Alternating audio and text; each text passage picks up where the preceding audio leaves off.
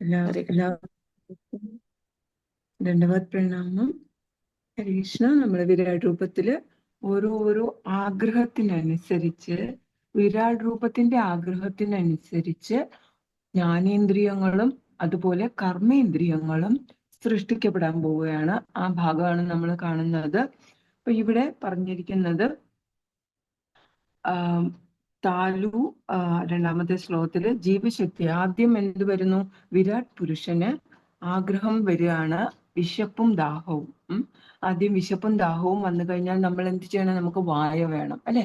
വിശപ്പിനും കഴിക്കണം, വെള്ളം കുടിക്കണം, അതിനൊക്കെ നമുക്ക് വായു വേണം. അപ്പൊ വായ ആവിഷ്കരിക്കുന്നതിനെ പറ്റി, മൗത്ത്, ആ വായ് ആവിഷ്കരിക്കുന്നതിനെ പറ്റിയാണ് നമുക്ക് 17ാമത്തെ ശ്ലോകത്തിൽ പറയുന്നത്. വിവർത്തനം നോക്കാം. വിരാട് പുരുഷനാൽ വിഹുലമാക്കപ്പെടുകയാൽ ജീവശക്തി വിശപ്പും ദാഹവും ഉത്പത്തിയാക്കുകയും ഭഗവാൻ ഭക്ഷിക്കുവാനും പാനം ചെയ്യുവാനും ആഗ്രഹിച്ചപ്പോൾ വായ ആവിഷ്കരിക്കപ്പെടുകയും ചെയ്തു.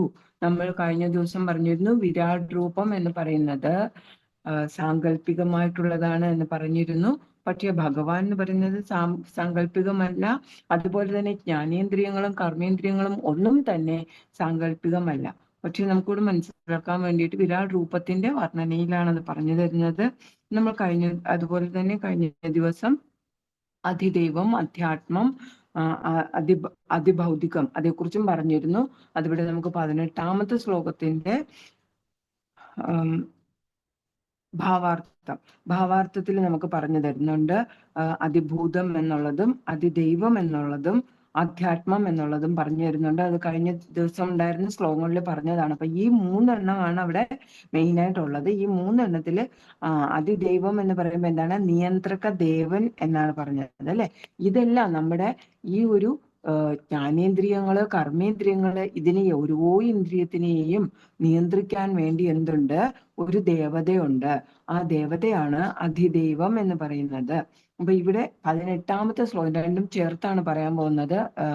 18ാമത്തെ ശ്ലോകത്തിൽ പറയുന്ന, അപ്പൊ ആഗ്രഹിച്ചു, അല്ലെ? 17ാമത്തെ ശ്ലോകത്തില് ആ വിരാട് രൂപത്തിന്റെ ആഗ്രഹത്തിന് അനുസരിച്ച് വിശപ്പും ദാഹവും, അപ്പൊ അതിനു വേണ്ടി വായു വേണം. വായിൽ എന്ത് വേണം? നാക്ക് വേണം, അല്ലെ? അണ്ണാക്കിലൂടെ അത് ഉള്ളിലേക്ക് ഇറങ്ങി പോകണം, എന്നാൽ മാത്രമേ വിശപ്പ് ശമിക്കുകയുള്ളൂ. അപ്പൊ ഇവിടെ പറയുന്നു മുഖത. മുഖം എന്ന് പറയുമ്പോൾ മലയാളത്തിൽ മുഖം എന്ന് പറഞ്ഞാൽ നമുക്കറിയാം. പക്ഷെ സംസ്കൃതത്തിൽ മുഖം എന്ന് പറഞ്ഞാല് വായ് എന്നാണ് അർത്ഥം, വായ. അപ്പൊ വക്രം എന്ന് ഇവിടെ പറഞ്ഞിട്ടുണ്ട്. അപ്പൊ മുഖതസ്താലു, മുഖത്തിൽ നിന്നും താലു വന്നു. താലു എന്ന് പറഞ്ഞാല് അണ്ണാക്ക്. അണ്ണാക്ക് ഉൽപ്പത്തിയായി. ആ അണ്ണാക്കിനകത്ത് എന്ത് വന്നു? ജിഹ്വ, നാക്ക് വന്നു. അപ്പൊ വായെന്ന് പറയുന്നത് നാവിന്റെ വിശ്രമ സ്ഥാനമാണ്. നാവ് നമ്മളൊന്നും ചെയ്യാതെ, വർത്തമാനം പറയുന്നില്ല, അല്ലെങ്കിൽ രുചികളൊന്നും രുചിക്കത്തില്ല, രസമൊന്നും ഇല്ല, ഭക്ഷണമൊന്നും കഴിക്കുന്നില്ലാത്ത സമയം, നമ്മൾ ഉറങ്ങുന്ന സമയം നാവ് എവിടെയായിരിക്കും? അതിന്റെ വിശ്രമ കേന്ദ്രമായ വായിലായിരിക്കും, അല്ലെ? അപ്പൊ ആ വിശ്രമ കേന്ദ്രമായ വായിൽ നിന്നും അണ്ണാക്കിൽ നിന്നും അവിടെ ഉദ്ഭവമായത് നാവാണ്. ആ നാവ് അങ്ങനെ രൂപം കൊണ്ടു എന്നാണ് ഇവിടെ പറയുന്നത്. അപ്പൊ ഇവിടെ നമുക്ക് എന്താണ് അധ്യാത്മമുണ്ട്. അധ്യാത്മവും കർത്തവ്യം നിർവഹിക്കുന്ന വ്യക്തിയാണ് എന്ത്? അധ്യാത്മം എന്ന് പറയുന്നത്. ഇവിടെ നമുക്ക് ഒരു ഇത് പറയാനുള്ളത്, നിയന്ത്രക ദേവൻ വരുണനാണ്. ഇതിപ്പോ ജ്ഞാനേന്ദ്രിയത്തിന്റെ കാര്യമാണ് പറയുന്നത്. നാവെന്ന് പറയുന്നത് ജ്ഞാനേന്ദ്രിയവും കർമ്മേന്ദ്രിയവും കൂടിയാണ് എന്ന് ഓർക്കുക. ജ്ഞാനേന്ദ്രിയങ്ങൾ 5 ഉണ്ട്, കർമ്മേന്ദ്രിയങ്ങൾ 5 ഉണ്ട്. അപ്പൊ നാവ് എന്ന് പറയുന്നത് ഒരു ജ്ഞാനേന്ദ്രിയമാണ്. രുചി അറിയുക എന്നുള്ള ആ ഒരു കർമ്മം നിർവഹിക്കുന്ന ജ്ഞാനേന്ദ്രിയമാണ് നാവ്. ഇനി വാക്ക്, ഇപ്പൊ ഞാൻ വർത്തമാനം പറയുന്നത് എങ്ങനെയാണ്? വായിലൂടെയാണ്, അതുപോലെ നാവ് കൊണ്ടാണ്. അപ്പോ ആ ഒരു കർമ്മമാണ് ഞാൻ ചെയ്യുന്നത്. ആ കർമ്മം ചെയ്യുന്ന ഇന്ദ്രിയം കൂടിയാണ് നാവ്. ഇനി നമ്മൾ കുറെ ശ്ലോകങ്ങൾ അങ്ങോട്ടേക്ക് പോകുമ്പോൾ അതേക്കുറിച്ചും പഠിക്കും. അതില് റെഫറൻസ് ആയിട്ട് എനിക്ക് തേർഡ് കാൻഡോയിലെ ശ്ലോകങ്ങളുണ്ട്. തേർഡ് കാൻഡോയില് നമ്മൾ നോക്കിക്കഴിഞ്ഞാല് ഭഗവാൻ എങ്ങനെയാണ്, 6ാമത്തെ അധ്യായമാണ്, 1ാമത്തെ വോള്യത്തില് 3ാമത്തെ കാൻഡോ എന്ന് പറയുമ്പോൾ 2 പുസ്തകമുണ്ട്. അതിൽ 1ഉം 2ഉം പുസ്തകങ്ങളുണ്ട്. അപ്പൊ അതിൽ 1 എന്ന് എഴുതിയിരിക്കുന്ന പുസ്തകം എടുത്തു കഴിഞ്ഞാല് അതില് 6ാമത്തെ അധ്യായത്തില് വിശ്വരൂപത്തിന്റെ സൃഷ്ടി എന്ന് പറഞ്ഞിട്ട് അവിടെ വിതുരരും മൈത്രേയനും തമ്മിലുള്ള സംഭാഷണമാണ് നടക്കുന്നത്. വിതുരൻ മൈത്രേയ മുനിയോട് സംശയങ്ങൾ ചോദിക്കുന്നതാണ്. അപ്പൊ അവിടെ പറഞ്ഞു കൊടുക്കുന്നത് വിരാട് രൂപത്തിന്റെ വർണ്ണന അവിടെയും പറഞ്ഞു കൊടുക്കുന്നുണ്ട്. വിശ്വരൂപത്തിന്റെ സൃഷ്ടി എന്നാണ് അദ്ദേഹത്തിന്റെ പേര്. അവിടെ പറയുന്നതില് ഭഗവാൻ ഓരോ ഇതേ സെയിം തന്നെ, ഇത് രണ്ടും തമ്മിൽ നമ്മൾ കമ്പയർ ചെയ്ത് പഠിക്കണം. അപ്പൊ ഇത് ഇപ്പൊ നമ്മൾ കഴിയുമ്പോഴത്തേക്ക് അതിലേക്ക് എത്തുമ്പോൾ മറന്നു പോകരുത്. ഇതിലും പറയുന്നുണ്ട്, ഇതിൽ ഓരോ ഭാഗങ്ങൾ ആവിഷ്കൃതമായതിനെ പറ്റി പറയുന്നുണ്ട്.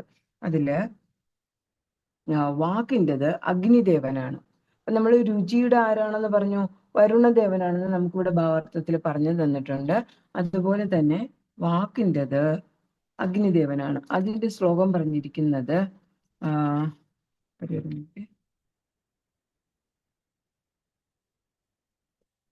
മറിഞ്ഞു ശ്ലോകം 12 പറയുന്നുണ്ട്. അപ്പോ 3, 6, 12 അതാണ് ശ്ലോകം. അദ്ദേഹത്തിന്റെ വായിൽ നിന്ന് അഗ്നി അല്ലെങ്കിൽ ചൂട് വേർപെടുത്തപ്പെടുകയും ഭൗതിക കാര്യങ്ങളുടെ മേലധികാരികളെല്ലാം തങ്ങളുടെ പദവികൾക്കനുസരിച്ച് അതിലേക്ക് പ്രവേശിക്കുകയും ചെയ്തു. ആ ശക്തിയിൽ നിന്ന് ജീവസത്ത സ്വയം വാക്കുകളിൽ പ്രകടമാക്കി. വാക്കുകളിൽ പ്രകടമാക്കി എന്നുള്ളത് കർമ്മേന്ദ്രിയമായിട്ടുള്ള നാവ് തൻ്റെ വാക്കുകൾ അത് പ്രകടമാക്കി എന്നുള്ളതാണ് പറയുന്നത്. ഇവിടെ അദ്ദേഹത്തിന്റെ വായിൽ നിന്ന് എന്ന് പറയുന്നത് ഭഗവാനിൽ നിന്നാണ് ഈ നിയന്ത്രണ ദേവതകളെല്ലാം വന്നത് എന്നുള്ളതാണ് മനസ്സിലാക്കാനുള്ളത്. അപ്പൊ ഭഗവാനാണ് എല്ലാം ആയിട്ട് വരുന്നത്. അപ്പൊ നമുക്ക് ഓരോ അവയവങ്ങൾക്കും ഓരോ നിയന്ത്രണ ദേവതകളുണ്ട് എന്ന് പറഞ്ഞു അല്ലെ. അതെല്ലാം എവിടെ നിന്നാണ് വരുന്നത്? ഭഗവാനിൽ നിന്നാണ് വരുന്നത് എന്നുള്ളത് മനസ്സിലാക്കുക. അത് 11ാമത്തെ ശ്ലോകത്തിൽ പറയുന്നുണ്ട്. മൈത്രേയ മുനി പറഞ്ഞു, ബൃഹത്തായ ഭൗതിക ലോകത്തിന്റെ ആവിഷ്കാരത്തിന് ശേഷം പരമദിവ്യോത്തമനായ ഭഗവാൻ എങ്ങനെയാണ് സ്വയം വേർപെടുത്തപ്പെട്ട വിവിധ ദേവന്മാരുടെ രൂപങ്ങൾ പ്രാപിച്ചതെന്ന് ഇപ്പോൾ താങ്കൾക്ക് എന്നിൽ നിന്ന് ശ്രവിക്കാം എന്ന് മൈത്രേയ മുനി വിതുരരോട് പറയാണ്. അപ്പോ ഇതേ അധ്യായത്തിൽ 11ാമത്തെ ശ്ലോകത്തിൽ പറയുന്നു, ഭഗവാൻ തന്നെ വിവിധ രൂപങ്ങളില് വിവിധ ദേവന്മാരായിട്ട് ഈ ഒരു ജീവസത്തയ്ക്ക് വിരാട് രൂപത്തിന്റെയാണ് വർണ്ണിക്കുന്നത്. വിരാട് രൂപത്തിന്റെ ഓരോ ആഗ്രഹത്തിനനുസരിച്ച് ഓരോ ഓർഗൻസ്, ഓരോ അവയവങ്ങൾ സൃഷ്ടിക്കപ്പെടുന്നു. അതിനനുസരിച്ച് അതിലെല്ലാം പോയി നിയന്ത്രക ദേവൻ എന്ത് ചെയ്യുന്നു? അതിനെല്ലാം നിയന്ത്രിക്കണം, അതിനെല്ലാം ജീവൻ കൊടുത്ത് അതിനെ പ്രവർത്തിപ്പിക്കണം അല്ലെ. നമ്മൾ കഴിഞ്ഞ ദിവസം പറഞ്ഞിരുന്നു സൂക്ഷ്മവും സ്ഥൂലവുമായിട്ടുള്ള അവയവമുണ്ട് എന്ന് പറഞ്ഞിരുന്നു. ഗ്രോസ് ആൻഡ് സട്ടൽ അല്ലെ, ഗ്രോസ് ആൻഡ് സട്ടൽ. അപ്പൊ നമ്മൾ നോക്കുമ്പോഴേ അന്ന് ഞാൻ പറഞ്ഞിരുന്നു, കണ്ണ് എന്നത് നേത്രഗോളം അവിടെ ഉണ്ടാവും, പക്ഷെ അതിനുള്ള ശക്തി അതിനുണ്ടാവില്ല, കാഴ്ച അതിനുണ്ടാവില്ല എന്നുള്ളത് പറഞ്ഞിരുന്നു അല്ലെ. ചക്ഷു, നേത്രവും ചക്ഷുവും പറഞ്ഞിരുന്നു. ഇന്നിപ്പോ നമ്മൾ നോക്കിക്കഴിഞ്ഞാൽ നമുക്ക് ജിഹ്വയാണ് പറഞ്ഞിരിക്കുന്നത്. നാവ് അവിടെ ഉണ്ട്, പക്ഷെ നാവ് കുഴഞ്ഞു പോവും. ചിലർക്ക് സംസാരിക്കാൻ പറ്റാത്ത ആളുകളില്ലേ, അപ്പൊ അവർക്ക് അവരുടെ വായിൽ നാവുണ്ട്, പക്ഷെ എന്തില്ല? സംസാരിക്കാനുള്ള കഴിവില്ല. അപ്പൊ ആ കഴിവ് വരണമെങ്കിൽ ആര് വരണം? അതിന്റെ നിയന്ത്രക ദേവൻ വരണം. അപ്പൊ ആ നിയന്ത്രക ദേവനായിട്ടാണ്, നാവിന് രുചി അറിയാനുള്ള നിയന്ത്രക ദേവനായിട്ട് വരുണൻ അല്ലെ പ്രത്യക്ഷനാകുന്നു. അവിടേക്ക് പ്രവേശിക്കുന്നു, ആ അവയവത്തിലേക്ക് പ്രവേശിക്കുന്നു. ഇനി നാവ് കൊണ്ട് കർമ്മേന്ദ്രിയമാകുമ്പോൾ അത് വർത്തമാനം പറയാനായിട്ട് വാക്കുകൾ വരണം അല്ലെ. വാക്ക് വരണമെങ്കിൽ, നാവ് കൊണ്ട് സംസാരിക്കണമെങ്കിൽ അഗ്നിദേവൻ എന്ത് ചെയ്യണം? നാവിനുള്ളിലേക്ക് പ്രവേശിക്കണം. അങ്ങനെ അതാത് അവയവങ്ങളിലേക്ക് അതാത് നിയന്ത്രക ദേവന്മാർ പ്രവേശിക്കുന്നതിനെ പറ്റിയെല്ലാമാണ് നമ്മളിപ്പോ പഠിക്കുന്നത്. ഇപ്പൊ സെക്കൻഡ് കാൻഡോയിൽ നമ്മൾ അതിൽ മാത്രം ആ ഒരു ഭാഗം മാത്രമേ, ആ അവയവങ്ങൾ എങ്ങനെയാണ് ഉത്പത്തി ആകുന്നതെന്ന് മാത്രമാണ് പറയുന്നത്. 3ാമത്തെ കാൻഡോയിലാണ് നിയന്ത്രക ദേവന്മാർ പ്രവേശിക്കുന്നതിനെ പറ്റി പറയുന്നത്. അപ്പൊ ഇത് രണ്ടും കൂടി ചേർത്ത് പഠിക്കുക. അപ്പോൾ അവയവങ്ങളൊക്കെയും എങ്ങനെയാണ് വന്നതെന്ന് 3ാമത്തെ കാൻഡോ എത്തുമ്പോൾ മറന്നു പോയത്. അതുകൊണ്ടാണ് ഇതിന്റെ ഒരു റെഫറൻസും കൂടി പറഞ്ഞത്. അപ്പൊ ഭഗവാന്റെ വായിൽ നിന്നും ആണ് ഇവിടെ പറയുന്നത് പോലെ, അദ്ദേഹത്തിന്റെ വായിൽ നിന്ന് അഗ്നി അല്ലെങ്കിൽ ചൂട് വേർപെട്ടു. ഭഗവാന്റെ വായിൽ നിന്ന് ചൂട് വേർപെട്ടു, അതാണ് അഗ്നി. അതെന്ത് ചെയ്തു? ഓരോ ജീവസത്തയുടെയും നാവിലേക്ക് വിരാട് രൂപത്തിൽ, ആദ്യം വിരാട് രൂപം, ഒരു മാതൃക. നമ്മളിപ്പോ ഒന്നും അറിയില്ലാത്തവരെന്ത് ചെയ്യും? ഒരു മാതൃക കാണിക്കും അല്ലെ. അപ്പൊ അതുപോലെ വിരാട് രൂപത്തിന്റെ ആണ് ഇപ്പൊ ഓരോരോ അവയവങ്ങളിലായിട്ട് പ്രവേശിക്കാൻ പോകുന്നത്. ഇനി അതുപോലെ തന്നെ എന്ത് ചെയ്യും? പിന്നെ ഓരോ ജീവസത്തകളിലേക്കും അങ്ങനെ പ്രവേശിക്കുന്നു എന്നാണ് പറയുന്നത്. അപ്പൊ നമുക്ക് എല്ലാവർക്കും ഓരോ അവയവങ്ങളുണ്ട്. ഓരോ അവയവങ്ങൾക്കും ഓരോ നിയന്ത്രക ദേവന്മാരുണ്ട്. ഇതെല്ലാം തന്നെ ഭഗവാൻ പരമദിവ്യോത്തമ പുരുഷന്റെ ശരീരത്തിൽ നിന്നും വേർപെട്ട് വന്ന ദേവന്മാരാണ് എന്നുള്ളതാണ് നമുക്കവിടെ മനസ്സിലാക്കാനുള്ളത്. അങ്ങനെ ഓരോന്നോരോന്നായിട്ട് നമുക്ക് പഠിക്കാം. അപ്പൊ ഇവിടെ അതിദൈവം, അധ്യാത്മം പറഞ്ഞു അല്ലെ, അതിഭൂതം പറഞ്ഞു, അതുപോലെ വരുണൻ പറഞ്ഞു, അഗ്നിയുടേത് പറഞ്ഞു. ഏതാണ്ട് എല്ലാ ഇത് മനസ്സിലായല്ലോ അല്ലെ? ഈ 2 ശ്ലോകങ്ങളിൽ പറഞ്ഞ കാര്യങ്ങൾ ഇനി ഓരോരോ അവയവങ്ങളായിട്ട് ഓരോരോ ശ്ലോകങ്ങളിലായിട്ട് നമുക്ക് മനസ്സിലാക്കാം. ഹരേ കൃഷ്ണ. ഞാൻ അതിനകത്തൊരു പറഞ്ഞോട്ടോ. ഹരേ കൃഷ്ണ. നമ്മുടെ ഭഗവാൻ സ്വയധാമത്തിലേക്ക് മടങ്ങി എന്നുള്ള ആ ഒരു ഉദാഹരണം ചെറുതായിട്ടൊന്ന് പറഞ്ഞോട്ടെ. ഹരേ കൃഷ്ണ.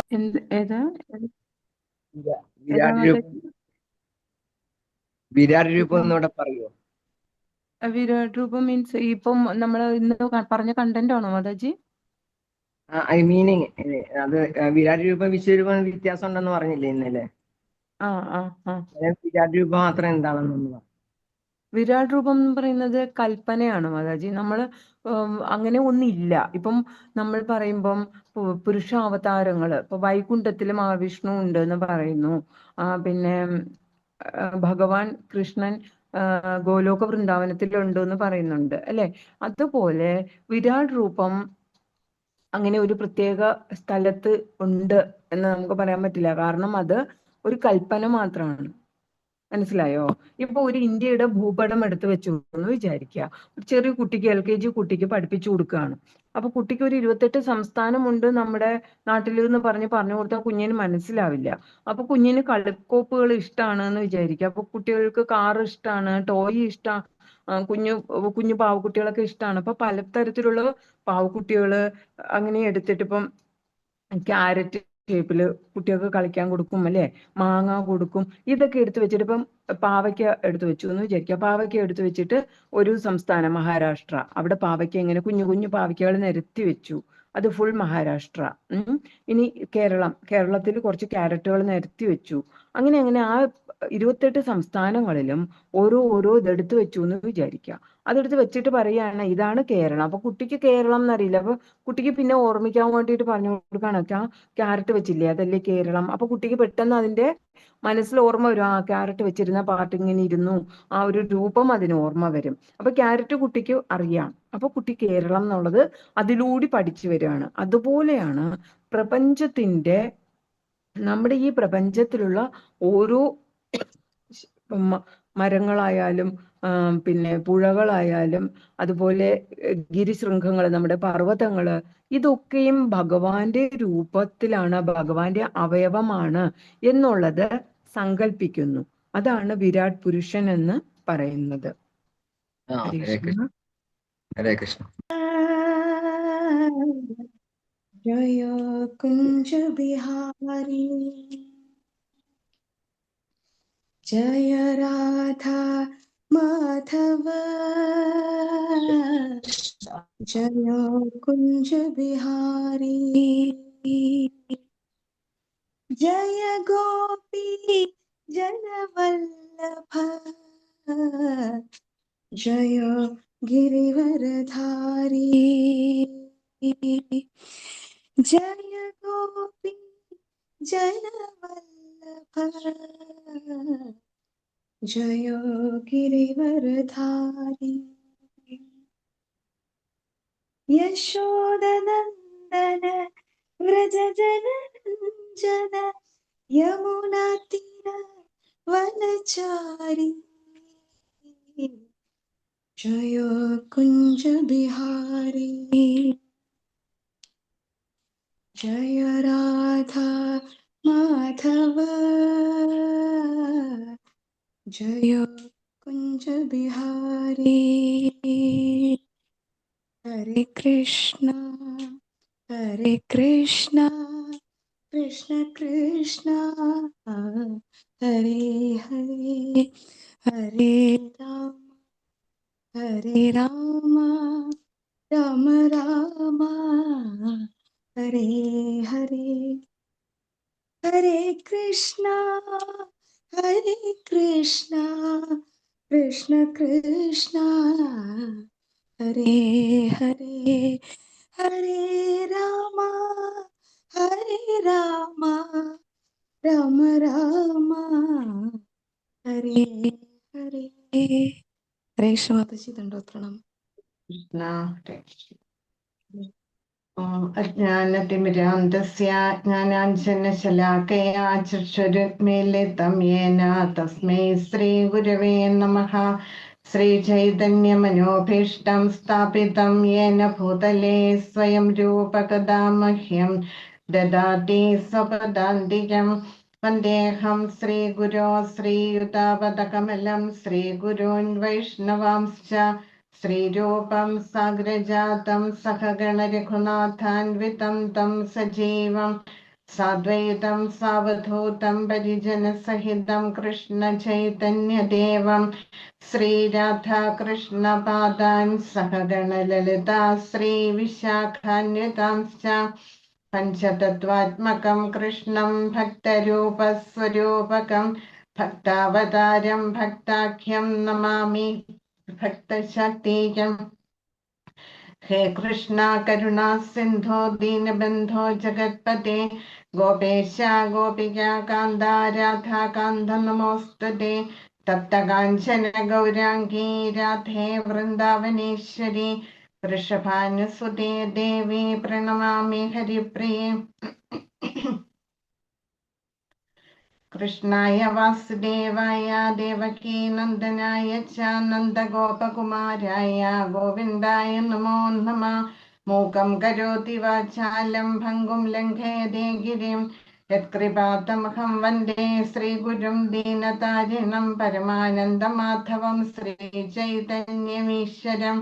നമോ വിഷ്ണുപാദായ കൃഷ്ണപ്രേഷ്ഠായ ഭൂതലേ ശ്രീമതേ ജയപതാക സ്വാമിൻ ഇതി നാമിനെ. നമോ ആചാര്യപാദായ അന്യതായ കൃപപ്രദായിനെ ഗൗരകഥാധാമദായ നഗരഗ്രാമതാരിണേ. നമോ വിഷ്ണുപാദായ കൃഷ്ണപ്രേഷ്ഠായ ഭൂതലേ ശ്രീമതേ ഭക്തിവേദാന്ത സ്വാമിൻ ഇതി നാമിനെ. നമസ്തേ സരസ്വതേ ദേവേ ഗൗരവാണി പ്രചാരിണേ നിർവിശേഷ ശൂന്യവാദി പാശ്ചാത്യദേശതാരിണേ. ജയ ശ്രീകൃഷ്ണ ചൈതന്യ പ്രഭു നിത്യാനന്ദ ശ്രീ അദ്വൈത ഗദാധര ശ്രീവാസാദി ഗൗരഭക്തവൃന്ദ. ഹരേ കൃഷ്ണ കൃഷ്ണ കൃഷ്ണ ഹരേ ഹരേ ഹരേ രാമ രാമ രാമ ഹരേ ഹരേ. ഓം നമോ ഭഗവതേ വാസുദേവായ. ഓം നമോ ഭഗവതേ വാസുദേവായ. ഓം നമോ ഭഗവതേ വാസുദേവായ. നീലാചല നിവാസായ നിത്യായ പരമാത്മനെ ശ്രീബലഭദ്ര സുഭദ്രാഭ്യാം ജഗന്നാഥായ തേ നമഃ. ഹരേ കൃഷ്ണ. ഇനി നമ്മള് 18-ാം അധ്യായമാണ് എടുക്കേണ്ടത്. അപ്പൊ നമ്മള് 17 അധ്യായങ്ങൾ നമ്മൾ കവർ ചെയ്തു. 17-ാമത്തെ അധ്യായത്തോടെ ശരിക്കും പറഞ്ഞാൽ ഭഗവത്ഗീത അവസാനിക്കുകയാണ്.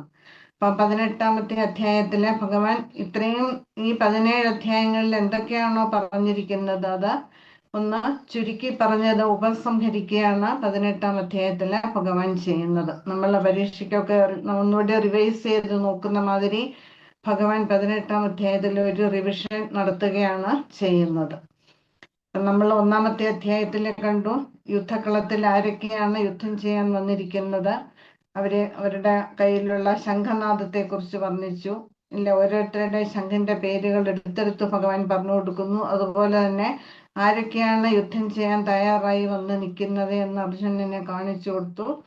അതിനുശേഷം അർജുനനെ യുദ്ധം ചെയ്യാൻ മടി കാട്ടി. ഇല്ലേ, ഇവരെയൊക്കെ ഈ ഗുരുതുല്യരായിട്ടുള്ള അതുപോലെ തന്നെ ബന്ധുക്കളെയും സുഹൃത്തുക്കളെയൊക്കെ വധിച്ചിട്ട് കിംനോ രാജ്യേന ഗോവിന്ദ, ഇങ്ങനെ രാജ്യം ഭരിക്കുന്നതിൽ എന്താണ് കാര്യം, അങ്ങനെയുള്ള ഐശ്വര്യങ്ങൾ ഞങ്ങൾക്ക് വേണ്ട എന്നും പറഞ്ഞിട്ട് തേർത്തട്ടില് തളർന്നിരിക്കുന്ന അർജുനനെയാണ് നമ്മൾ കാണുന്നത്. അങ്ങനെ ഇരുന്ന അർജുനനെ ഭഗവാൻ പലതരത്തിലും ഉപദേശിച്ച് യുദ്ധം ചെയ്യാൻ ധൈര്യശാലിയാക്കി എടുക്കുകയാണ് ചെയ്തത്.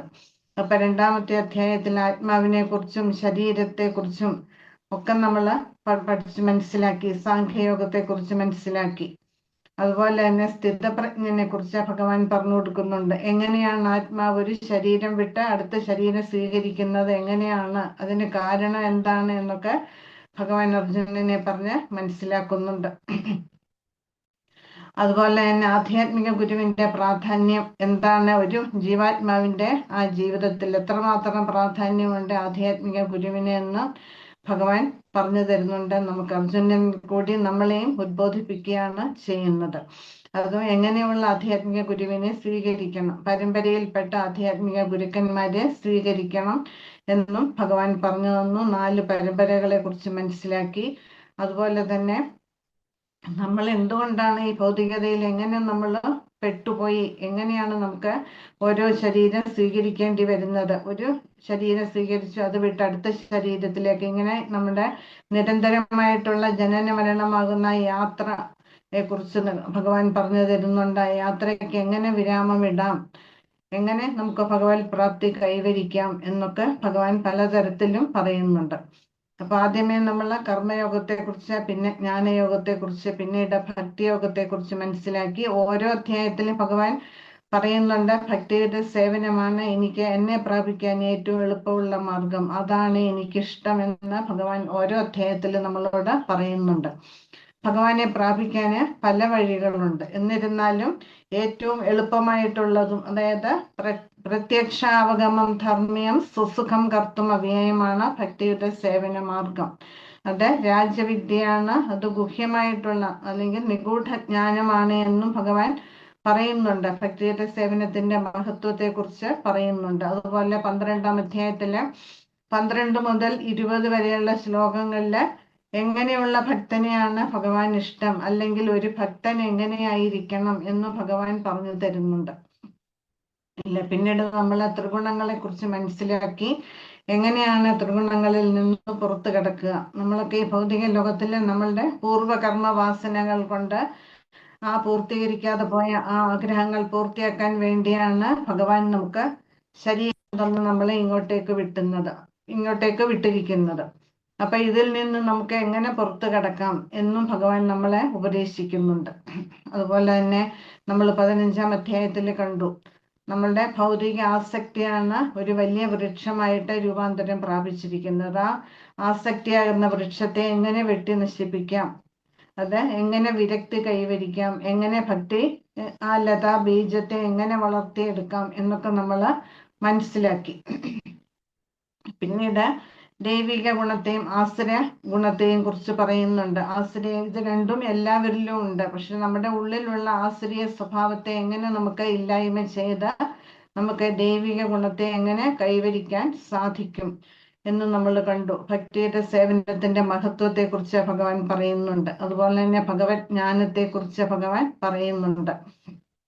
പിന്നീടോ ത്രിഗുണങ്ങളെ കുറിച്ച്, സത്വം, രജസ്, തമസ്, ഇതും എല്ലാവരിലും ഉണ്ട്. എങ്ങനെ തമോ ഗുണം വിട്ട് രജോ ഗുണത്തിലേക്കും രജോ ഗുണം വിട്ട് സത്വഗുണത്തിലേക്കും ഉയരാൻ സാധിക്കും എന്ന് ഭഗവാൻ നമുക്ക് കാണിച്ചു തരുന്നുണ്ട്. വ്യക്തമായിട്ട് നമ്മളെ പറഞ്ഞു മനസ്സിലാക്കുന്നുണ്ട്.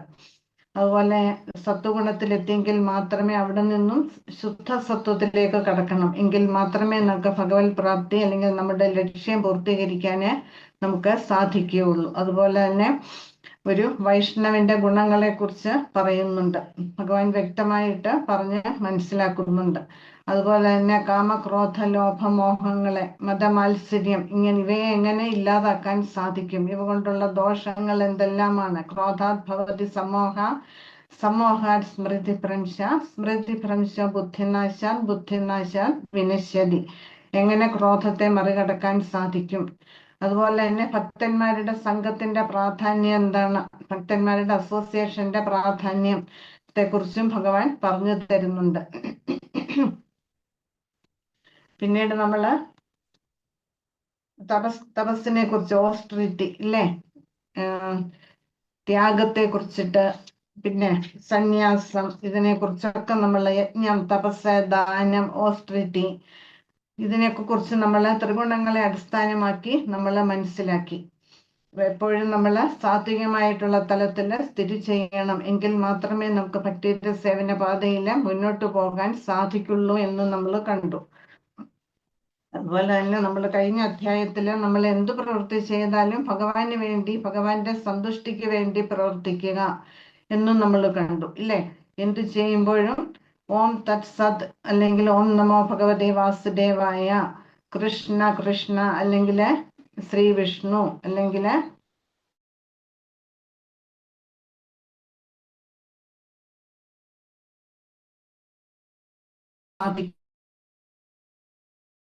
എന്ന് നമുക്ക് ഉൾക്കൊള്ളാൻ നമുക്ക് സാധിക്കും. അങ്ങനെ നമ്മളുടെ ഉള്ളിലെ അഹം എന്ന ഭാവത്തെ ഇല്ലാതാക്കാനും നമുക്ക് സാധിക്കും.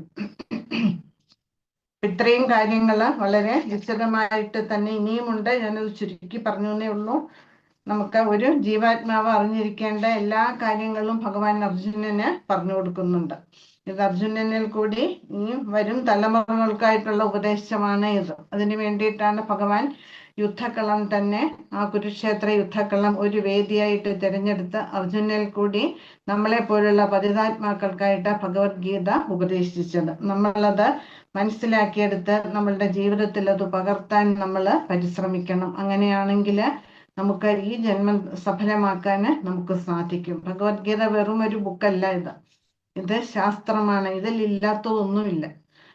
ഭഗവത്ഗീതയിൽ ഇല്ലാത്തത് നമുക്ക് വേറൊരിടത്ത് കാണാനും സാധിക്കില്ല. അത്രയ്ക്ക് മഹത്വമുള്ള ഒരു ബുക്കാണ് ഇത്. എത്ര പഠിച്ചാലും എത്ര വായിച്ചാലും മതി വരാത്ത ഒരു ഗ്രന്ഥമാണ് ഭഗവത്ഗീത എന്ന് പറയുന്നത്.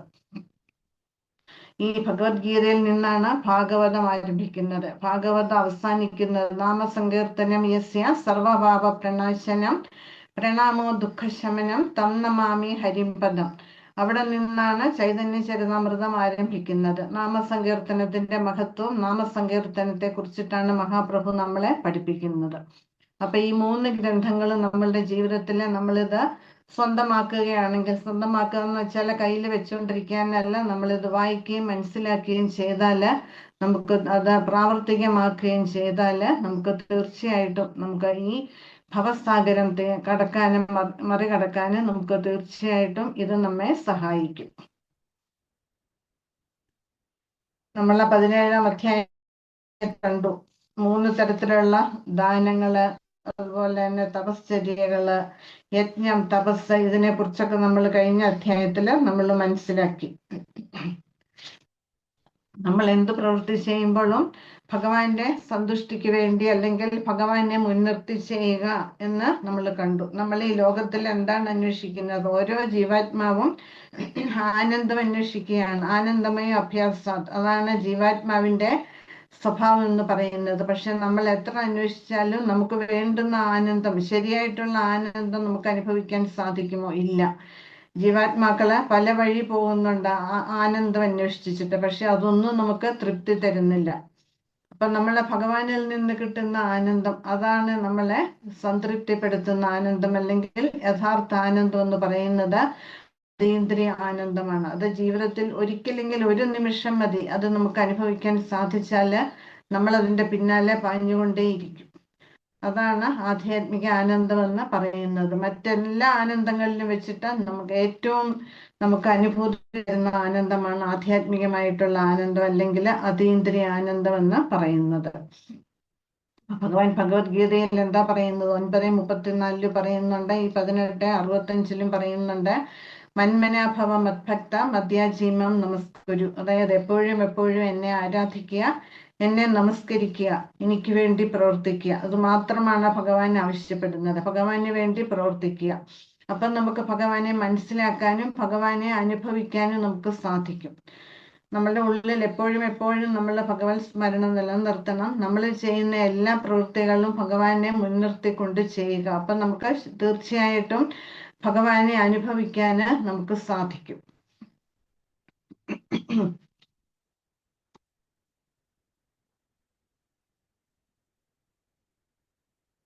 പിന്നീട് നമ്മൾ ആത്മാവിനെ കുറിച്ച് പഠിച്ചു, പരമാത്മാവിനെ കുറിച്ച് പഠിച്ചു. പരമാത്മ ചൈതന്യം നമ്മുടെ എല്ലാ പ്രവൃത്തികൾക്കും സാക്ഷിയാണ്. ഉപദ്രഷ്ട അനുമന്ത എന്നീ 2 രൂപങ്ങളിലാണ് പരമാത്മ ചൈതന്യം നമ്മളുടെ ഉള്ളില് വസിക്കുന്നത്. നമ്മൾ എന്ത് ചെയ്താലും അതിനൊക്കെ സാക്ഷി ആരാണ്? പരമാത്മാവാണ്. നമ്മൾ എന്ത് ചിന്തിച്ചാലും എന്ത് പ്രവർത്തിച്ചാലും അതിനൊക്കെ സാക്ഷി പരമാത്മാവാണ്. അതുപോലെ തന്നെ നമ്മളുടെ ആഗ്രഹങ്ങൾക്ക് നമ്മളുടെ യോഗ്യത അനുസരിച്ചിട്ട് ഭാഗികമായിട്ട് നമുക്ക് അനുവാദം തരുന്നതും ആരാണ്? പരമാത്മാവാണ് എന്ന് നമ്മൾ മനസ്സിലാക്കി. ഇനി ഈ അധ്യായത്തില് സന്യാസത്തിന്റെ പരിപൂർണത, അതായത് ത്യാഗം, സന്യാസം, അതും ത്രിഗുണങ്ങളെ ബേസ് ചെയ്തിട്ടാണ് ഭഗവാൻ പറഞ്ഞു തരുന്നത്. നമ്മൾ ത്യാഗത്തെക്കുറിച്ചും സന്യാസത്തെക്കുറിച്ചും ഒക്കെ നമ്മൾ നേരത്തെ മനസ്സിലാക്കിയിട്ടുണ്ട്. ഭഗവാൻ ഒന്നുകൂടി ഇവിടെ പറഞ്ഞ് ഉറപ്പിക്കുകയാണ് ചെയ്യുന്നത്. അപ്പൊ എല്ലാ വിഷയങ്ങളുടെയും സാരാംശം, അതിന്റെ എന്താ പറയുന്നത്, അത് ഉപസംഹരിക്കുകയാണ് ഈ അധ്യായത്തിലൂടെ ഭഗവാൻ ചെയ്യുന്നത്. അപ്പൊ ഭഗവാന് ഭക്തിയെ കുറിച്ച് പറഞ്ഞു, ഭക്തിയുടെ സേവനത്തെ കുറിച്ച് പറഞ്ഞു, അതുപോലെ ശരണാഗതിയെ കുറിച്ച് നമുക്ക് പറഞ്ഞു തന്നു, എങ്ങനെ ഭഗവാനിൽ പരിപൂർണമായിട്ട് സമർപ്പിതരാകാം എന്ന് പറഞ്ഞു. വൈഷ്ണവരുടെ ആ 26 ക്വാളിറ്റീസ് നമ്മൾ 16-ാം അധ്യായത്തിൽ കണ്ടതാണ്. അഭയം, സത്വസംശുദ്ധി എന്ന് തുടങ്ങുന്ന ശ്ലോകങ്ങളിലെല്ലാം. അതുപോലെ തന്നെ ദൈവിക ഗുണങ്ങള്, ആസുര ഗുണങ്ങള്, ഇതൊക്കെ മനസ്സിലാക്കി എങ്ങനെ ആസുര ഗുണങ്ങളെ മറികടക്കാം. ഇതെല്ലാം നമ്മൾക്ക് എണ്ണി ഓരോ കാര്യങ്ങൾ ഒരു ജീവാത്മാവിനെ ഏതെല്ലാം തരത്തിൽ ഉയർത്തിക്കൊണ്ടുവരാമോ അതിനുള്ള പല വഴികൾ ഭഗവാൻ പറഞ്ഞു തന്നു. അഷ്ടാംഗയോഗം, ധ്യാനയോഗം, ജ്ഞാനയോഗം, കർമ്മയോഗം, അവനവന് ഇഷ്ടമുള്ള വഴി അവനവന് പോകാം. പക്ഷെ എല്ലാം അവസാനിക്കുന്നത് ഭഗവാനിലാണ്. പക്ഷെ ഇതൊക്കെ സമയമെടുക്കുന്നതാണ്, ചിലപ്പോൾ ജന്മങ്ങൾ തന്നെ വേണ്ടി വരും. അതുകൊണ്ട് 9-ാം അധ്യായത്തിലെ രാജവിദ്യയാകുന്ന ഭക്തിയുടെ സേവനത്തെ കുറിച്ച് പറഞ്ഞു തന്നു. ഇതാണ് എന്നെ പ്രാപിക്കാൻ ഏറ്റവും എളുപ്പമായിട്ടുള്ള വഴി, ഡയറക്റ്റ് ആയിട്ടുള്ള മാർഗം ഇതാണ്.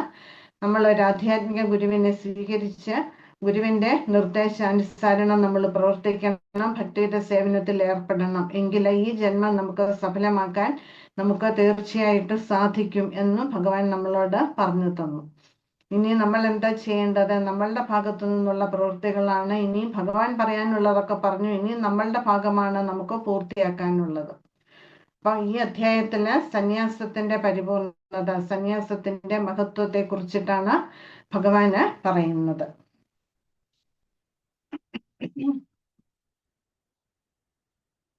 അപ്പം ഇവിടെ പറയുന്നുണ്ട്, അർജുന ഉവാച സന്യാസസ്യ മഹാബാഹോ തത്വമിച്ഛാമി വേദിതും ത്യാഗസ്യ ച ഹൃഷീകേശ പൃഥക് കേശി നിഷോദന.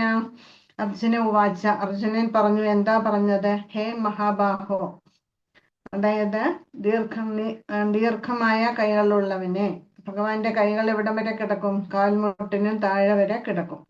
ഋഷികേശ, ഇന്ദ്രിയങ്ങളെ നിയന്ത്രിച്ചവനെ, അല്ലെങ്കിൽ ഇന്ദ്രിയങ്ങളുടെ നാഥനായ ഭഗവാനെ. കേശി നിഷൂദന, കേശി എന്ന കുതിരയെ നിഗ്രഹിച്ചവനെ. സന്യാസത്തിന്റെയും ത്യാഗത്തിന്റെയും തത്വത്തെ അറിയുവാൻ ഞാൻ ആഗ്രഹിക്കുന്നു. അപ്പം മഹാബാഹുവായ കൃഷ്ണ, കേശിയെ ഹനിച്ചവനും ഇന്ദ്രിയങ്ങളുടെ നാഥനുമായ ഭഗവാനെ, ത്യാഗത്തിന്റെയും സന്യാസത്തിന്റെയും ഉദ്ദേശം എന്തെന്നറിയുവാൻ എനിക്ക് ആഗ്രഹമുണ്ട്.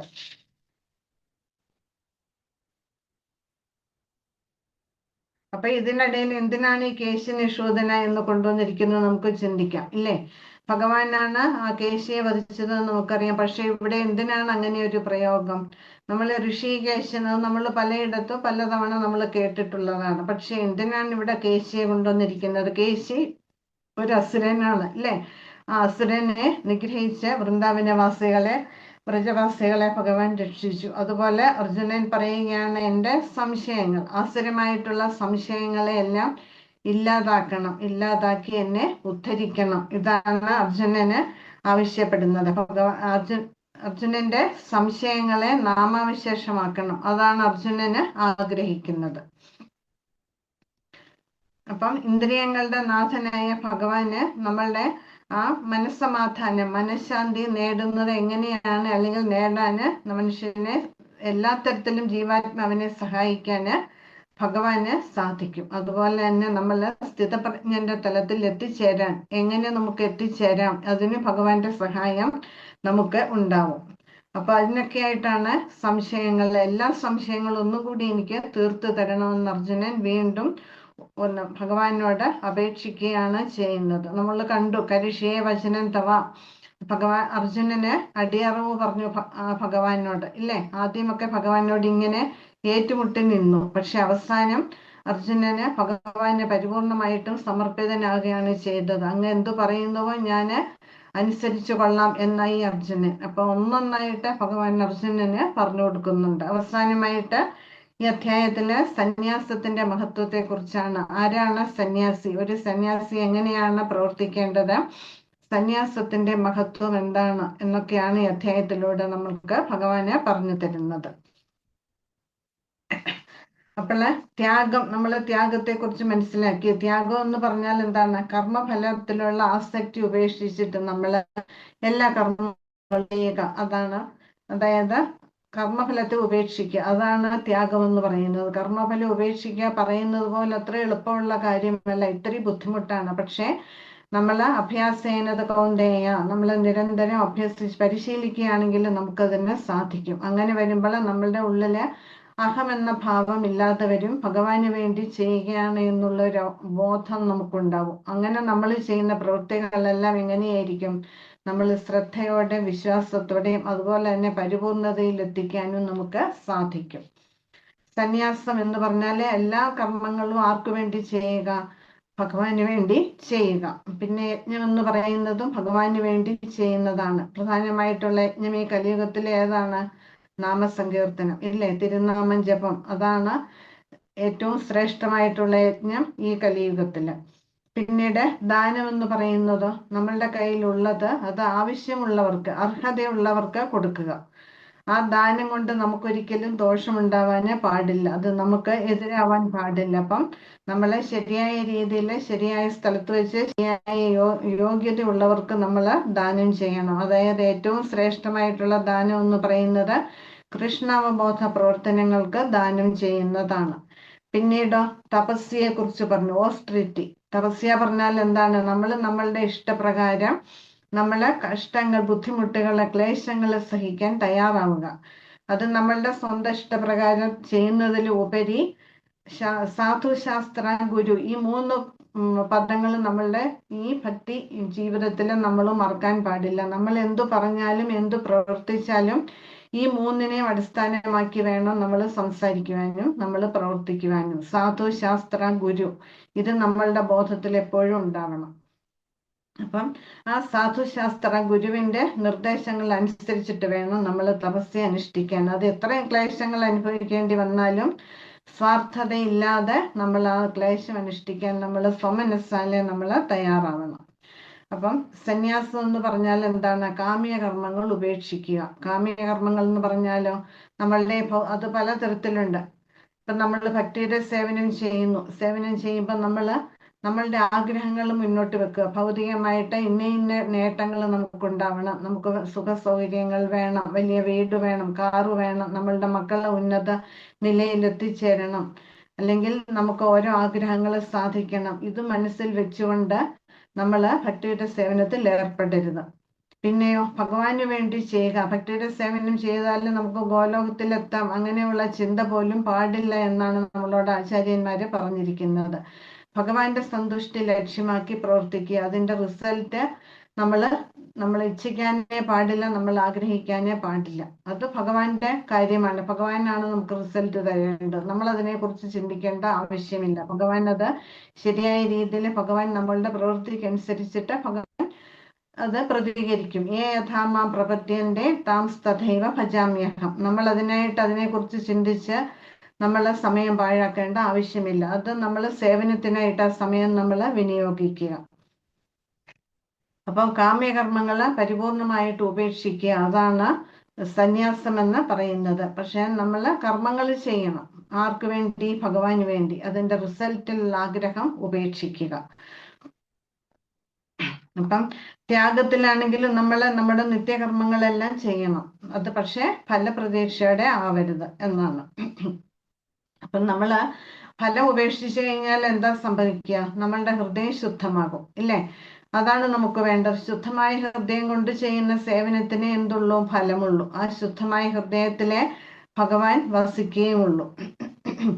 പക്ഷേ കർമ്മഫലത്തിലുള്ള ആഗ്രഹം ഉപേക്ഷിക്കാൻ അത്ര എളുപ്പമല്ല. കാരണം നമ്മളിവിടെ നമ്മളെ മുൻ അധ്യായങ്ങളിൽ മനസ്സിലാക്കിയ പോലെ നമ്മളൊക്കെ ത്രിഗുണങ്ങളിൽ പെട്ടിരിക്കുകയാണ്. അപ്പം കർമ്മഫലത്തിലുള്ള ആസക്തി പറയുന്ന മാതിരി ഒരു നിമിഷം കൊണ്ട് ഉപേക്ഷിക്കാൻ സാധിക്കില്ല. പക്ഷേ നമ്മൾ നിരന്തരമായിട്ട് അതിനെ നമ്മളുടെ മനസ്സിനെ പാകപ്പെടുത്തി എടുത്തു കഴിഞ്ഞാൽ നമ്മൾ അവിടെ റിസൾട്ട് ഒരിക്കലും ആഗ്രഹിക്കില്ല. നമ്മളുടെ ഉള്ളിൽ അതിനുള്ള ഒരു ചിന്ത വരില്ല.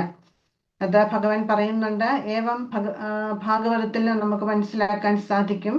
ഏവം പ്രസന്ന മനസ്സോ ഭഗവത് ഭക്തി യോഗ ഭഗവത് ഭക്തി ഭഗവത് തത്വവിജ്ഞാന മുക്ത സംഘസ്യ ജായതേ എന്ന്. നമ്മള് സന്തോഷത്തോടെ പ്രസന്ന മനസ്സോ നമ്മൾ സന്തുഷ്ട ഹൃദയരായിട്ട് ഭഗവാന്റെ സേവനത്തില് വിശുദ്ധ ഹൃദയരായിട്ട് നമ്മുടെ ഹൃദയവിശുദ്ധി ഉണ്ടാകുമ്പോൾ നമുക്ക് ഓട്ടോമാറ്റിക്കായിട്ട് തന്നെ നമുക്കൊരു പ്രസന്നത വരും, സന്തോഷം വരും. അങ്ങനെ നമുക്ക് ഭഗവാനെ കുറിച്ചുള്ള തത്വം അങ്ങനെ വിശുദ്ധമായ ഹൃദയത്തിൽ നമ്മൾ അതും കണ്ടു. രൂപഗോസ്വാമി പറയുന്നുണ്ട്, അഥ ശ്രീകൃഷ്ണ നാമാദി ന ഭവേത് ഗ്രാഹ്യം ഇന്ദ്രിയൻ സേവോന്മുഖേഹി ജിഹ്വാദോ സ്വയമേവ സ്ഫൂർത്തേഹ. വിശുദ്ധമായ ഹൃദയത്തിൽ ആര് വരും? ഭഗവാൻ വരും. ഭഗവാൻ വന്നിരുന്നു കൊണ്ട് ഭഗവാനെ കുറിച്ചുള്ള കാര്യങ്ങൾ നമ്മൾ സേവനത്തിലെ മുന്നോട്ട് പോകും തോറും ഭഗവാനെ കുറിച്ചുള്ള കാര്യങ്ങൾ ഭഗവാൻ വെളിവാക്കി തരും. ആ തലമാണ് പരിപൂർണതയുടെ തലമെന്ന് പറയുന്നത്. പക്ഷെ പറയുന്ന മാതിരി നമുക്കൊരു ചാട്ടത്തിൽ അവിടെ എത്താൻ സാധിക്കത്തില്ല. അതിന് 8 കടമ്പകളുണ്ട് അല്ലേ? അതും നമ്മൾ കണ്ടു. സാധുസംഗ, ഭജനക്രിയ, അനർത്ഥ നിവൃത്തി, ഇങ്ങനെ 8 പടികൾ ചവിട്ടി കയറണം. അപ്പൊ നമ്മൾ നിരന്തരം സേവനത്തിൽ ഏർപ്പെട്ടുകൊണ്ടിരുന്നാൽ മാത്രമേ നമുക്കത് സാധിക്കുള്ളൂ.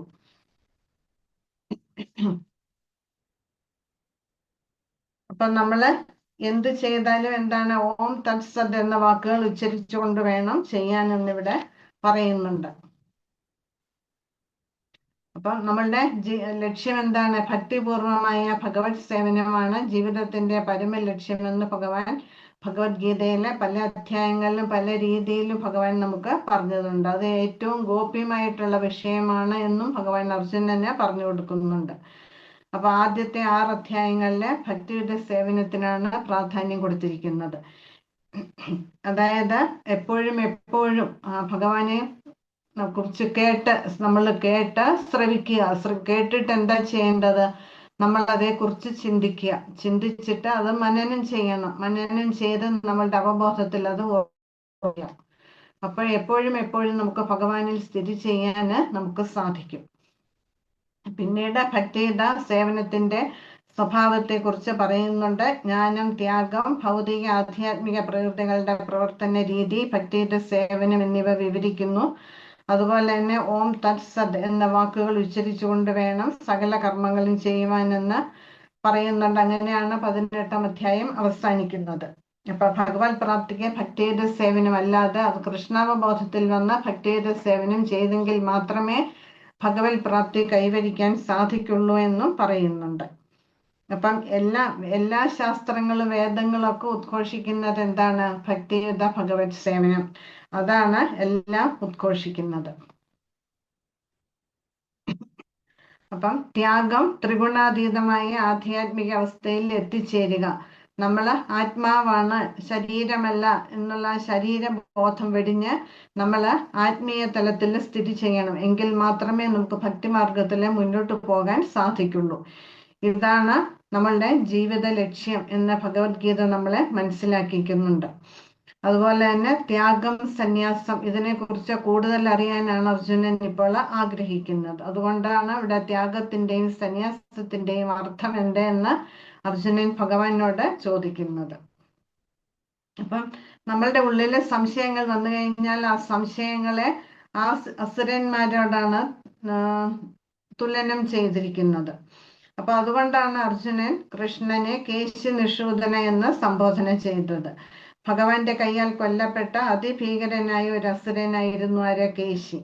ഇപ്പോൾ ആ കേശിയാകുന്ന അസുരൻ ആരിലും ഉണ്ട്? അർജുനനിലും ഉണ്ട്. അപ്പം ആ സംശയമാകുന്ന കേശിയെയും ഇതുപോലെ നിഗ്രഹിക്കണമെന്നാണ് അർജുനൻ ഭഗവാനോട് ആവശ്യപ്പെടുന്നത്. ശ്രീ ഭഗവാനുവാച കാമ്യാനാം കർമ്മണാം ന്യാസം സന്യാസം കവയോ വിദുർ സർവകർമ്മ ഫലത്യാഗം പ്രാഹുസ്ത്യാഗം വിചക്ഷണാം. അപ്പൊ ഇവിടെ ഭഗവാനുവാച, ഭഗവാൻ അതിന് മറുപടി പറഞ്ഞു. ഇതിന്റെയൊക്കെ മറുപടി 7-ാമത്തെ ശ്ലോകം മുതലാണ് ആരംഭിക്കുന്നത്. അതുവരേക്കും ഭഗവാന്റെ അഭിപ്രായങ്ങളും പറയുന്നുണ്ട്. മറ്റ് വേദങ്ങളിൽ നിന്നും ശാസ്ത്രങ്ങളിൽ നിന്നും മഹാമുനിമാരുടെ ഒക്കെ അഭിപ്രായങ്ങളാണ് ഭഗവാൻ പറയുന്നത്.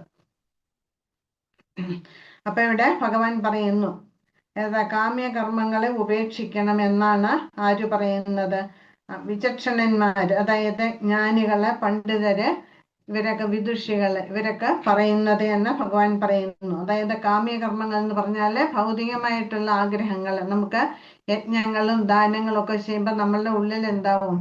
ഒന്നുകിൽ അത് എനിക്ക് തിരിച്ചു കിട്ടുമെന്നുള്ള പ്രതീക്ഷയോടെ ആവാം നമ്മൾ ദാനം ചെയ്യുക, അല്ലെങ്കിലോ എനിക്ക് ഉപരിലോകങ്ങളിൽ പോയി സ്വർഗീയ സുഖങ്ങൾ അനുഭവിക്കണം, അല്ലെങ്കിൽ ഭൗതികമായിട്ടുള്ള നേട്ടങ്ങൾ കൈവരിക്കണം, ഇങ്ങനെയുള്ള ആഗ്രഹത്തോടെ ചെയ്യുന്ന പ്രവൃത്തികളാണ് കാമ്യകർമ്മങ്ങൾ എന്ന് പറയുന്നത്. അപ്പൊ കാമ്യകർമ്മങ്ങൾ ഉപേക്ഷിക്കണമെന്നാണ് പണ്ഡിതരും ജ്ഞാനികളും ഒക്കെ അഭിപ്രായപ്പെടുന്നതെന്നാണ് ഭഗവാൻ പറയുന്നത്. അപ്പം ആഗ്രഹപൂർത്തീകരണത്തിന് വേണ്ടി അല്ലെങ്കിൽ ഭൗതികമായിട്ടുള്ള നേട്ടങ്ങൾ കൈവരിക്കാൻ വേണ്ടി ചെയ്യുന്ന പ്രവൃത്തികളെ തീർത്തും ഉപേക്ഷിക്കുക, അതിനെയാണ് സന്യാസം എന്ന് പറയുന്നതെന്ന് ചില പണ്ഡിതരും ജ്ഞാനികളും ഒക്കെ പറയുന്നു. അപ്പം ശരിക്കും സന്യാസം എന്ന് പറഞ്ഞാൽ എന്താണ്? ഭഗവാന് വേണ്ടി മാത്രം പ്രവർത്തിക്കുക എന്നാണ് അർത്ഥം. ബുദ്ധിമാന്മാരെ കർമ്മം ഉപേക്ഷിക്കില്ല, പക്ഷെ ആ കർമ്മത്തെ എങ്ങനെയാക്കി മാറ്റും? ഭഗവാന്റെ സന്തുഷ്ടിക്ക് വേണ്ടി ആ കർമ്മങ്ങൾ ചെയ്യും. അവിടെ കർമ്മഫലത്തിലുള്ള ആഗ്രഹം ഉണ്ടാവില്ല. അപ്പൊ അതിനെയാണ് ത്യാഗം എന്ന് പറയുന്നത്. ത്യാഗവും സന്യാസവും നമ്മൾ നോക്കുമ്പം ഒരേ അർത്ഥം തന്നെയാണ്, പക്ഷെ ത്യാഗം ഗൃഹസ്ഥർക്കും ഉണ്ട്. സന്യാസം എന്ന് പറയുമ്പോൾ എന്താണ്? എല്ലാം പരിത്യാഗികളാണ്. എല്ലാം പരിത്യജിച്ച് ഭഗവാന് വേണ്ടി തന്റെ ജീവിതം ഒഴിഞ്ഞു വെച്ച് ഇറങ്ങിത്തിരിക്കുന്നവരാണ് സന്യാസികൾ. അപ്പൊ അങ്ങനെയുള്ളവരെ ഭഗവാന് വേണ്ടി മാത്രമേ പ്രവർത്തിക്കാവുള്ളൂ. അല്ലാതെ തങ്ങളുടെ നേട്ടങ്ങൾക്ക് വേണ്ടി, അതായത് തങ്ങളെ എല്ലാം ഉപേക്ഷിച്ച് സമൂഹത്തിലേക്ക് ഇറങ്ങി ഇനിയും ആ വടി മാത്രമാണ് ആശ്രയം, അല്ലാതെ ഇനി ഞങ്ങൾ എങ്ങനെ ജീവിക്കും, എങ്ങോട്ട് പോകും, അതിനുവേണ്ടി കുറച്ച് പൈസ ഉണ്ടാക്കാം, അല്ലെങ്കിൽ കുറച്ച് ആൾക്കാരെ സംഘടിപ്പിക്കാം, അതൊക്കെയാണ് സന്യാസിമാരെ ചിന്തിക്കുന്നതെങ്കിൽ അവരുടെ ആ സന്യാസ ജീവിതത്തിന് യാതൊരു ഫലവും കിട്ടില്ല എന്നാണ് ഭഗവാൻ പറയുന്നത്. അപ്പൊ തീർത്തും എല്ലാം ഉപേക്ഷിച്ചിട്ട് ഭഗവാന് വേണ്ടി പ്രവർത്തിക്കുക. സമൂഹത്തിലുള്ളവരെ ഭഗവാനെ കുറിച്ചുള്ള കാര്യങ്ങൾ പറഞ്ഞു കൊടുത്ത് അവരെയും ആ പാതയിലേക്ക് കൊണ്ടുവരിക, അവരെയും ഭക്തരാക്കി മാറ്റുക. ഇതാണ് സന്യാസിമാരുടെ കർത്തവ്യം. ഭൗതിക വാഞ്ചകൾക്ക് വേണ്ടിയുള്ള കർമ്മങ്ങളെ ഉപേക്ഷിക്കുന്നതാണ് സന്യാസം എന്ന് വിദ്വാൻമാർ പറയുന്നു. സർവകർമ്മങ്ങളുടെയും ഫലങ്ങളെ ഉപേക്ഷിക്കുന്നതിനെയാണ് ബുദ്ധിമാന്മാര് ത്യാഗമെന്ന് പറയുന്നത്. അപ്പം കാമ്യകർമ്മങ്ങൾ എന്ന് പറയുമ്പോൾ നമുക്കറിയാം, പുത്രകാമേഷ്ടി കർമ്മം ദശരഥ മഹാരാജാവ് ചെയ്തതാണ്. അതുപോലെ അഗ്നിഷ്ടോമയജ്ഞങ്ങള്, അതായത് സ്വർഗപ്രാപ്തിക്ക് വേണ്ടി ഉപരിലോകങ്ങളിൽ എത്തിച്ചേരുന്നതിന് വേണ്ടി ചെയ്യുന്നതാണ് ജ്യോതിഷ്ടോമയജ്ഞം എന്ന് പറയുന്നത്. അപ്പൊ അതൊക്കെ ചെയ്യുന്നത്, അതൊക്കെ കാമ്യകർമ്മങ്ങളാണ്. അതിന്റെ റിസൾട്ട് പ്രതീക്ഷിച്ചിട്ടാണ് നമ്മൾ ചെയ്യുന്നത്. അപ്പൊ അങ്ങനെ ചെയ്തു കഴിഞ്ഞാലോ നമുക്കതിന് ഫലം ഉണ്ടാവില്ല, ആധ്യാത്മികമായിട്ടുള്ള ഫലം ലഭിക്കില്ല, ഭൗതികമായിട്ടുള്ള നേട്ടം കൈവരിക്കാം, പക്ഷെ അതുകൊണ്ട് എന്താണ് പ്രയോജനം? വീണ്ടും ഈ ഭൗതികതയിൽ നമുക്ക് കുടുങ്ങിക്കിടക്കേണ്ടി വരും. അതുകൊണ്ട് ഫലോദ്ദേശത്തോടെ കർമ്മങ്ങൾ ചെയ്യുന്നത് ഉപേക്ഷിക്കണം. ഇതാണ് ഭഗവത്ഗീത നമ്മളെ പഠിപ്പിക്കുന്നത്. ആധ്യാത്മികമായിട്ട് ഉന്നതി നേടി തരാൻ സഹായിക്കുന്ന പ്രവൃത്തികളിൽ നമ്മൾ മുഴുകുക. അടുത്ത ശ്ലോകങ്ങളിൽ ഇതേ ആശയം വ്യക്തമാക്കുന്നുണ്ട്. വൈദിക സാഹിത്യങ്ങളിൽ ഓരോ കാര്യസിദ്ധിക്കും വേണ്ടിയുള്ള യജ്ഞാനുഷ്ഠാനങ്ങളെ വെവ്വേറെ നിർദ്ദേശിച്ചിട്ടുണ്ട്. സത്പുത്ര ലബ്ധിക്കും ഉത്കൃഷ്ട ലോകങ്ങളിൽ എത്തിക്കുന്നതിനും ഉതകുന്ന സവിശേഷ യജ്ഞങ്ങളെ അവ നിർദ്ദേശിക്കുന്നു. എങ്കിലും അങ്ങനെ അഭീഷ്ട സിദ്ധികളെ മുൻനിർത്തിക്കൊണ്ടുള്ള യജ്ഞങ്ങളെ ഉപേക്ഷിക്കണം. നമ്മൾ യജ്ഞങ്ങളും യാഗങ്ങളും തപശ്ചര്യകളും ദാനവും ഒക്കെ ചെയ്യുന്നത് എന്തിനു വേണ്ടിയിട്ടാണ്? ഹൃദയ ശുദ്ധിക്ക് വേണ്ടിയിട്ടാണ്. അപ്പൊ നമ്മളുടെ ഹൃദയത്തെ, അതായത് നമ്മളെ ജന്മജന്മാന്തരങ്ങളായിട്ട് അടിഞ്ഞുകൂടിയ പാപങ്ങൾ നമ്മളുടെ എല്ലാവരുടെയും ഹൃദയത്തിലുണ്ട്. അവയെല്ലാം ഇല്ലാതാക്കണം. അതിനാണ് നമ്മൾ സേവനം ചെയ്യുന്നത്. അങ്ങനെ സേവനം ചെയ്ത് നമ്മളുടെ ഉള്ളിലെ മാലിന്യങ്ങൾ ഒന്നൊന്നായി കളഞ്ഞെങ്കിൽ മാത്രമേ നമുക്ക് ഭഗവത് പ്രാപ്തി നമുക്ക് കൈവരാൻ സാധിക്കുകയുള്ളൂ. അല്ലാണ്ട് ഒരു എള്ളോളം പാപമെങ്കിലും വെച്ചും കൊണ്ട് നമുക്ക് ഭഗവാന്റെ അടുത്ത് എത്തിച്ചേരാമെന്ന് നമ്മൾ ആരും വിചാരിക്കേണ്ട. നമുക്ക് ഒരിക്കലും അത് സാധിക്കില്ല. എത്ര പാപങ്ങളുണ്ടോ അതെല്ലാം തീർത്തെങ്കിൽ മാത്രമേ ഭഗവാൻ നമ്മളെ സ്വീകരിക്കുള്ളൂ. അപ്പോൾ ഹൃദയശുദ്ധിക്കും ആധ്യാത്മിക ജ്ഞാനത്തിന്റെ വളർച്ചയ്ക്കും വേണ്ടുന്ന കാര്യങ്ങൾ നമ്മൾ അനുഷ്ഠിക്കണം.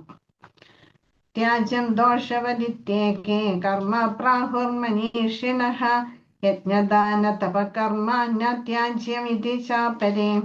അപ്പൊ ഇവിടെ ഭഗവാന്റെ അഭിപ്രായമാണ് പറയുന്നത്. അപ്പം ത്യാഗത്തെ കുറിച്ച് വ്യത്യസ്ത അഭിപ്രായങ്ങളുണ്ട് എന്ന് ഭഗവാൻ പറയുന്നുണ്ട്. അപ്പം നമ്മൾ കാമ്യകർമ്മങ്ങൾ ചെയ്താല് അത് നമുക്ക് ദോഷകരമായിട്ട് വരും. അതായത് നമുക്ക് ഭൗതികതയിൽ നിന്ന് പുറത്തു കടക്കാൻ നമുക്ക് സാധിക്കില്ല. അതുകൊണ്ട് കാമ്യകർമ്മങ്ങള് ദോഷകരമായതുകൊണ്ട് അവയെ ത്യജിക്കണമെന്നാണ് ബുദ്ധിമാന്മാരായിട്ടുള്ള ചിലര് പറയുന്നത്. ചിലര് പറയുന്നത് എന്താണ്? യജ്ഞം, തപസ്സേ, ദാനം ഇവ ഒരിക്കലും ഉപേക്ഷിക്കരുത് എന്ന് മഹാമുനികള്, ഋഷിവര്യന്മാരൊക്കെ പറയുന്നു. അപ്പം നമ്മൾ ധാർമ്മികമായിട്ടുള്ള പ്രവൃത്തികൾ ചെയ്താല് നമ്മളുടെ പാപങ്ങളൊക്കെ ഇല്ലാതാവുകയാണ് ചെയ്യുന്നത്. അപ്പം വേദഗ്രന്ഥങ്ങളിലൊക്കെ പല കർമ്മങ്ങളെ കുറിച്ചും പല രീതിയിൽ പ്രസ്താവിക്കുന്നുണ്ട്. ഇപ്പൊ ഒരു ഉദാഹരണം ഇവിടെ ശ്രീല പ്രഭുപാദര് പറയുന്നുണ്ട്. യജ്ഞങ്ങൾ ചെയ്യുന്നുണ്ട്. യജ്ഞങ്ങളില് ചിലപ്പോൾ ജന്തുഹിംസ അല്ലെങ്കിൽ ജന്തുക്കളെ ബലി കൊടുക്കേണ്ടി വരും. അപ്പം മൃഗങ്ങളെ വധിക്കുക പാപമാണ്, ഇല്ലേ? അത് നമുക്ക് എല്ലാവർക്കും അറിയാം. മാംസം ഭക്ഷിക്കരുത്, മൃഗങ്ങളെ വധിക്കരുത്, അതെല്ലാം പാപപ്രവൃത്തികളാണ്. പക്ഷേ ചില യജ്ഞങ്ങളില് ജന്തുക്കളെ വധിക്കാറുണ്ട്, ജന്തുഹിംസയുണ്ട്. അപ്പൊ അത് പാപമല്ലേ? അപ്പൊ അതിന് ചിലര് പറയും പാപമാണ്, അത് ചെയ്യാൻ പാടില്ല, അങ്ങനെയുള്ള യജ്ഞങ്ങള് ചെയ്യരുത് എന്ന് ചിലര് പറയും. എന്നാൽ ചിലരെന്താ പറയുന്നത്? യജ്ഞങ്ങളില് മൃഗങ്ങളെ ബലിയർപ്പിക്കുന്നത് കൊണ്ട് ദോഷമില്ല. കാരണം അത് യജ്ഞത്തിന് വേണ്ടിയിട്ടല്ലേ ചെയ്യുന്നത്, ഭഗവാന്റെ സന്തുഷ്ടിക്ക് വേണ്ടിയിട്ടല്ലേ ചെയ്യുന്നത് എന്നുള്ള ന്യായങ്ങള് ചില കാരണങ്ങൾ അതിനെ മുന്നോട്ട് വെക്കും. അപ്പം യജ്ഞത്തിലെ ജന്തുഹിംസ വേദങ്ങളിലൊക്കെ വൈദിക ഗ്രന്ഥങ്ങൾ നിർദ്ദേശിച്ചിട്ടുണ്ട്. പക്ഷെ അവിടെ ജന്തുക്കളെ കൊല്ലപ്പെടുന്നില്ല. പിന്നെയോ അവിടെ ഒന്നുകിൽ അവർക്ക് മനുഷ്യജന്മം കിട്ടും, ഇല്ലെങ്കിലോ നല്ല ഒരു മൃഗയോനിയിൽ തന്നെ അവയ്ക്ക് ജനിക്കാന് സാധിക്കും എന്ന് വൈദിക ഗ്രന്ഥങ്ങളിൽ പറയുന്നുണ്ട്. അപ്പൊ അങ്ങനെ നോക്കുമ്പോ അത് നല്ല കാര്യമല്ലേ? നീച ജന്മത്തിൽ നിന്ന് മനുഷ്യജന്മം കിട്ടുക എന്ന് വെച്ചാൽ അത് ശ്രേഷ്ഠമാണ്. അത് ഉയർന്ന യോനിയിലുള്ള ഒരു മൃഗജന്മം കിട്ടുകയാണെങ്കിൽ അതും നല്ലതാണ്. അപ്പൊ ഇതില് എല്ലാവർക്കും, അതായത് പണ്ഡിതർക്ക്, ജ്ഞാനികൾക്കൊന്നും ഇതിലെ ഒരേ അഭിപ്രായമില്ല, വ്യത്യസ്ത അഭിപ്രായങ്ങളാണ് എല്ലാവർക്കും. അപ്പൊ എങ്ങനെയാണെങ്കിലും ജന്തുഹിംസ ഉപേക്ഷിക്കണമെന്നാണ്. യജ്ഞത്തിനത് കൊള്ളാമെന്ന് ചിലര് പറയുമ്പോ മറ്റുള്ളവര് പറയും അത് തീർത്തും ഉപേക്ഷിക്കണം. ഇങ്ങനെ വ്യത്യസ്ത അഭിപ്രായങ്ങളുണ്ട് എന്ന് ഭഗവാൻ നമ്മളോട് പറയുകയാണ് ചെയ്യുന്നത്. അതില് ഹിംസയുണ്ട്, മൃഗങ്ങളെ വധിക്കണം, അതെങ്ങനെ നോക്കിയാലും അത് പാപമാണ്, അതുകൊണ്ട് അതിനെ ഉപേക്ഷിക്കണം എന്ന് പറയുന്നുണ്ട്. അപ്പൊ നമ്മള് എങ്ങനെ വേണം? നമ്മള് ധാർമ്മികമായിട്ടുള്ള കാര്യങ്ങൾ ചെയ്യണം. അപ്പം ധർമ്മം പരിപാലിക്കണം, ഇല്ലെങ്കിൽ നമ്മളുടെ പാപം ഇല്ലാതാവില്ല. അധാർമിക പ്രവൃത്തികൾ ചെയ്താൽ നമ്മളുടെ പാപങ്ങൾ വർദ്ധിക്കുകയുള്ളൂ. ധാർമ്മികമായിട്ടുള്ള പ്രവൃത്തികൾ ചെയ്തെങ്കിലും നമ്മളുടെ ഉള്ളിലെ പാപങ്ങൾ ഇല്ലാതാക്കാന് നമുക്ക് സാധിക്കുകയുള്ളൂ. നിശ്ചയം ശൃണുമേ തത്ര ത്യാഗേ ഭരത സത്തമ ത്യാഗോ ഹി പുരുഷ വ്യാഘ്ര ത്രിവിധ സംപ്രകീർത്തിതഃ.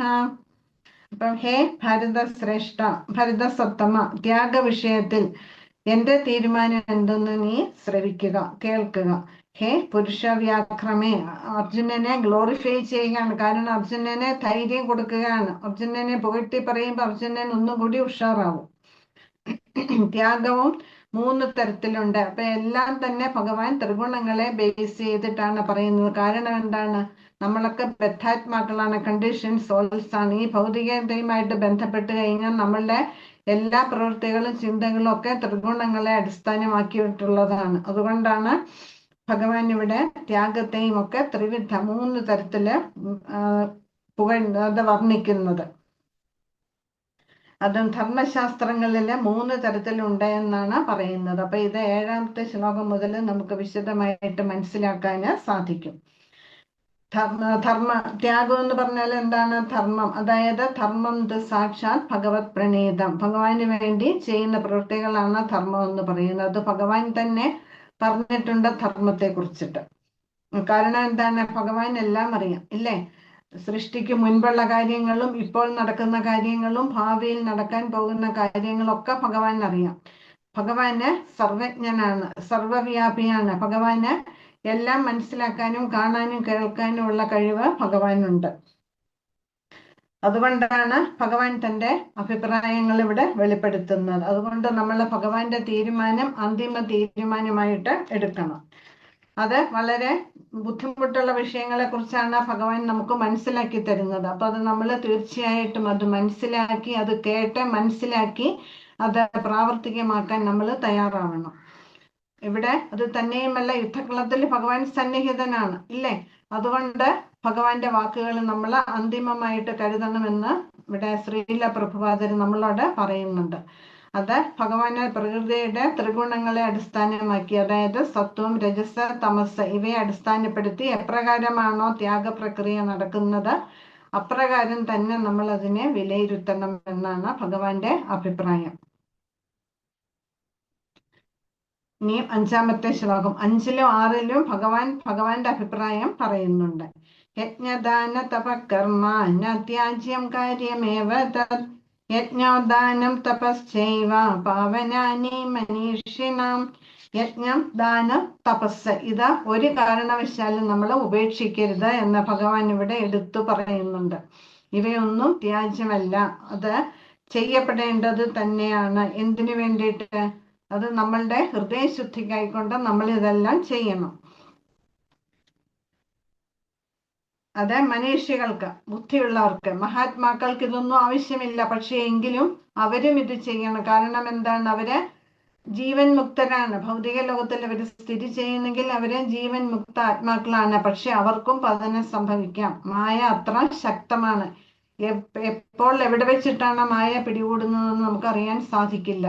അപ്പം നമ്മൾ ഉൾപ്പെടെ മഹാത്മാക്കളായാലും നമ്മളെ പോലുള്ള പതിതാത്മാക്കളായാലും നമ്മൾ എപ്പോഴും ശ്രദ്ധാലുക്കളാവണം, ജാഗരൂകരാവണം. കാരണം എപ്പോഴാണ്, ഏത് തരത്തിലാണ് മായ നമ്മളെ പിടികൂടുന്നതെന്ന് നമുക്കറിയില്ല. നമുക്ക് ഏത് നിമിഷവും നമ്മളെ പിടിച്ച് പുറകോട്ട് വലിക്കാനാണ്. നമ്മൾ മുന്നോട്ട് പോകുന്തോറും മായ ഇങ്ങോട്ട് വരൂ എന്ന് മായ നമ്മളെ പിടിച്ചു വലിച്ചു കൊണ്ടുപോകാൻ ശ്രമിക്കുകയാണ്. അപ്പോൾ നമ്മൾ ശ്രദ്ധാലുക്കളായിട്ടിരിക്കണം.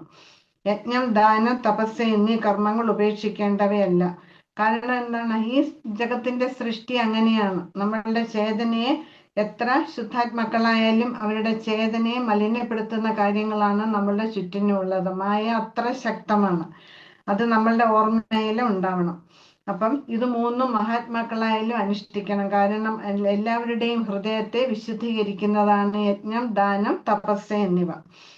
അപ്പോൾ മനുഷ്യ സമുദായത്തിന്റെ പുരോഗതിക്ക് വേണ്ടിയാവണം യോഗ്യകളുടെ പ്രവൃത്തികൾ.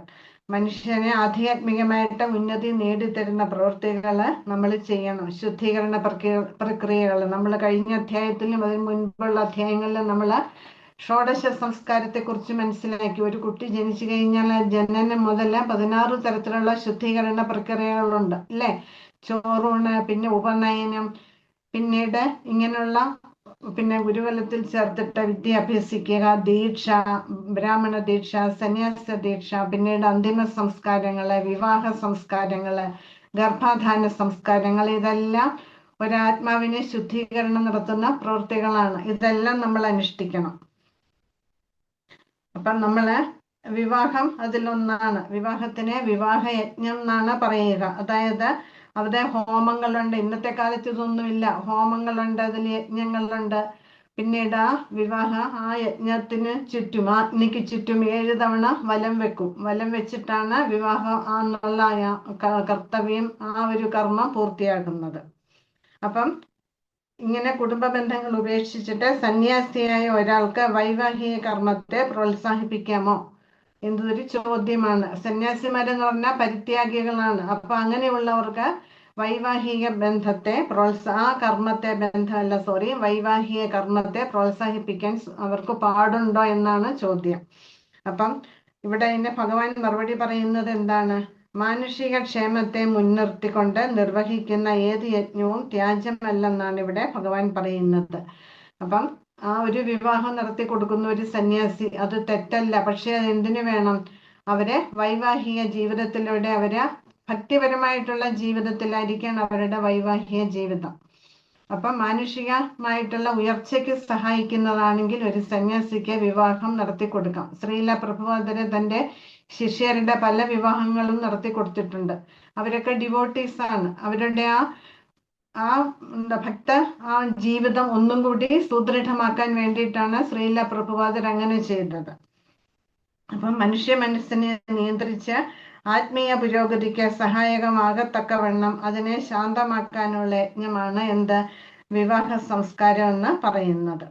അപ്പൊ സന്യാസികൾക്ക് പോലും അധികം ആളുകളെയും വിവാഹയജ്ഞം നടത്താൻ പ്രോത്സാഹിപ്പിക്കേണ്ടി വരും. കാരണം ഒരു ഭക്തരുടെ തലമുറയെ സൃഷ്ടിക്കുന്നതിന് വേണ്ടിയിട്ട്.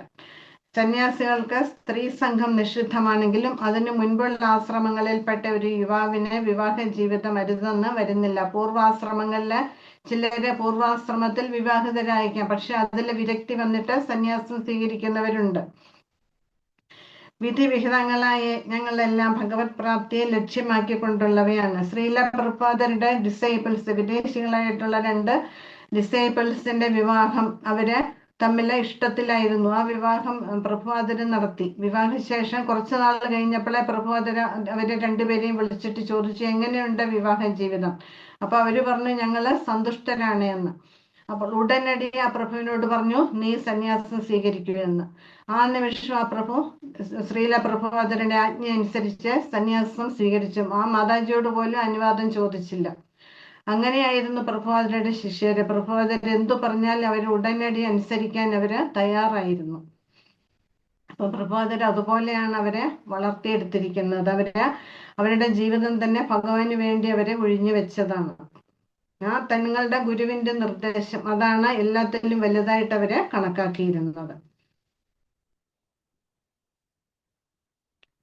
വിധിവിഹിതങ്ങളായിട്ടുള്ള യജ്ഞങ്ങളെല്ലാം ഭഗവത് പ്രാപ്തിയെ ലക്ഷ്യമാക്കിക്കൊണ്ടുള്ളതാണ്. അപ്പം ആദ്യമായിട്ടുള്ള ആശ്രമങ്ങളിൽ തന്നെ അവയെ ഉപേക്ഷിക്കുന്നത് ശരിയല്ല. അതുപോലെ തന്നെ ദാനം ചെയ്യുന്നത് എന്തിനു വേണ്ടിയിട്ടാണ്? ഹൃദയ ശുദ്ധീകരണത്തിന് വേണ്ടിയിട്ടാണ്. അതായത് നമ്മളെ പ്രതിഫലം തിരിച്ചു കിട്ടുമെന്നുള്ള പ്രതീക്ഷയോടെ നമ്മൾ ഒരിക്കലും ദാനം ചെയ്യാൻ പാടില്ല. നമ്മൾ അർഹരായവർക്ക് പാത്രം അറിഞ്ഞാൽ ദാനം ചെയ്യാവുള്ളൂ. നമ്മൾ കഴിഞ്ഞ അധ്യായത്തിൽ നമ്മൾ കണ്ടതാണ്. അപ്പൊ നമ്മൾ ചെയ്യുന്ന ദാനം കൊണ്ട് നമുക്ക് ആധ്യാത്മിക പുരോഗതി കൈവരിക്കാൻ സാധിക്കണം. തീർച്ചയായിട്ടും നമ്മൾ അറിയാതെ തന്നെ നമ്മൾ ആധ്യാത്മികമായിട്ട് പുരോഗതി പ്രാപിക്കാൻ നമുക്ക് ആ ദാനം കൊണ്ട് സാധിക്കും. അങ്ങനെയുള്ള ദാനം, അതാണ് കൃഷ്ണാവബോധത്തിന് ദാനം ചെയ്യണമെന്ന് പറയുന്നത്. ഏതാനി അപി തു കർമാണി സംഗം ത്യക്ത്വാ ഫലാനി ച കർത്തവ്യാനീതി മേ പാർത്ഥ നിശ്ചിതം മതമുത്തമം.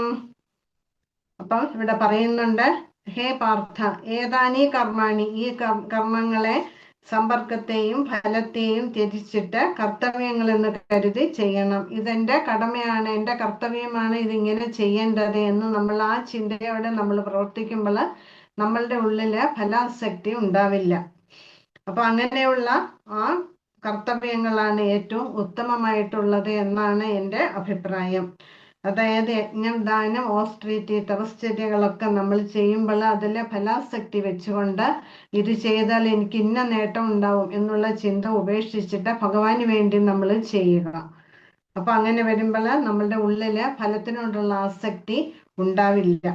ആസക്തിയോ ഫലോദ്ദേശ്യമോ കൂടാതെ അനുഷ്ഠിക്കപ്പെടേണ്ടവയാണ് ഈ കർമ്മങ്ങൾ. ഹേ പാർത്ഥ, കർത്തവ്യ നിർവഹണം എന്ന നിലയിലാണ് അവ നിറവേറ്റേണ്ടത്. ഇതാണ് എൻ്റെ അന്തിമമായിട്ടുള്ള അഭിപ്രായം. അപ്പം നമ്മൾ നേരത്തെ മനസ്സിലാക്കി, നമ്മൾ എന്ത് പ്രവൃത്തി ചെയ്താലും സാത്വികമായിട്ടുള്ള തലത്തിൽ നിന്നുകൊണ്ട് വേണം ചെയ്യാനെന്ന്. അപ്പൊ എല്ലാ യജ്ഞങ്ങളും നമ്മളെ ശുദ്ധീകരിക്കുന്നതാണ്. എങ്കിലും ഫലം പ്രതീക്ഷിച്ചുകൊണ്ടാവരുത് അവയുടെ അനുഷ്ഠാനം. ഫലാസക്തി ഇല്ലാതെ വേണം നമ്മളെ എല്ലാ പ്രവൃത്തികളും ചെയ്യാൻ. മറ്റൊരു വിധത്തിൽ പറഞ്ഞാൽ ഭൗതിക ജീവിതത്തിന്റെ ഔന്നത്യത്തിന് വേണ്ടി ചെയ്യുന്ന യജ്ഞങ്ങൾ ത്യജിക്കണം. ഭൗതികമായിട്ടുള്ള നേട്ടം കൈവരിക്കുന്ന പ്രവൃത്തികളിൽ നമ്മൾ ഏർപ്പെടാൻ പാടില്ല.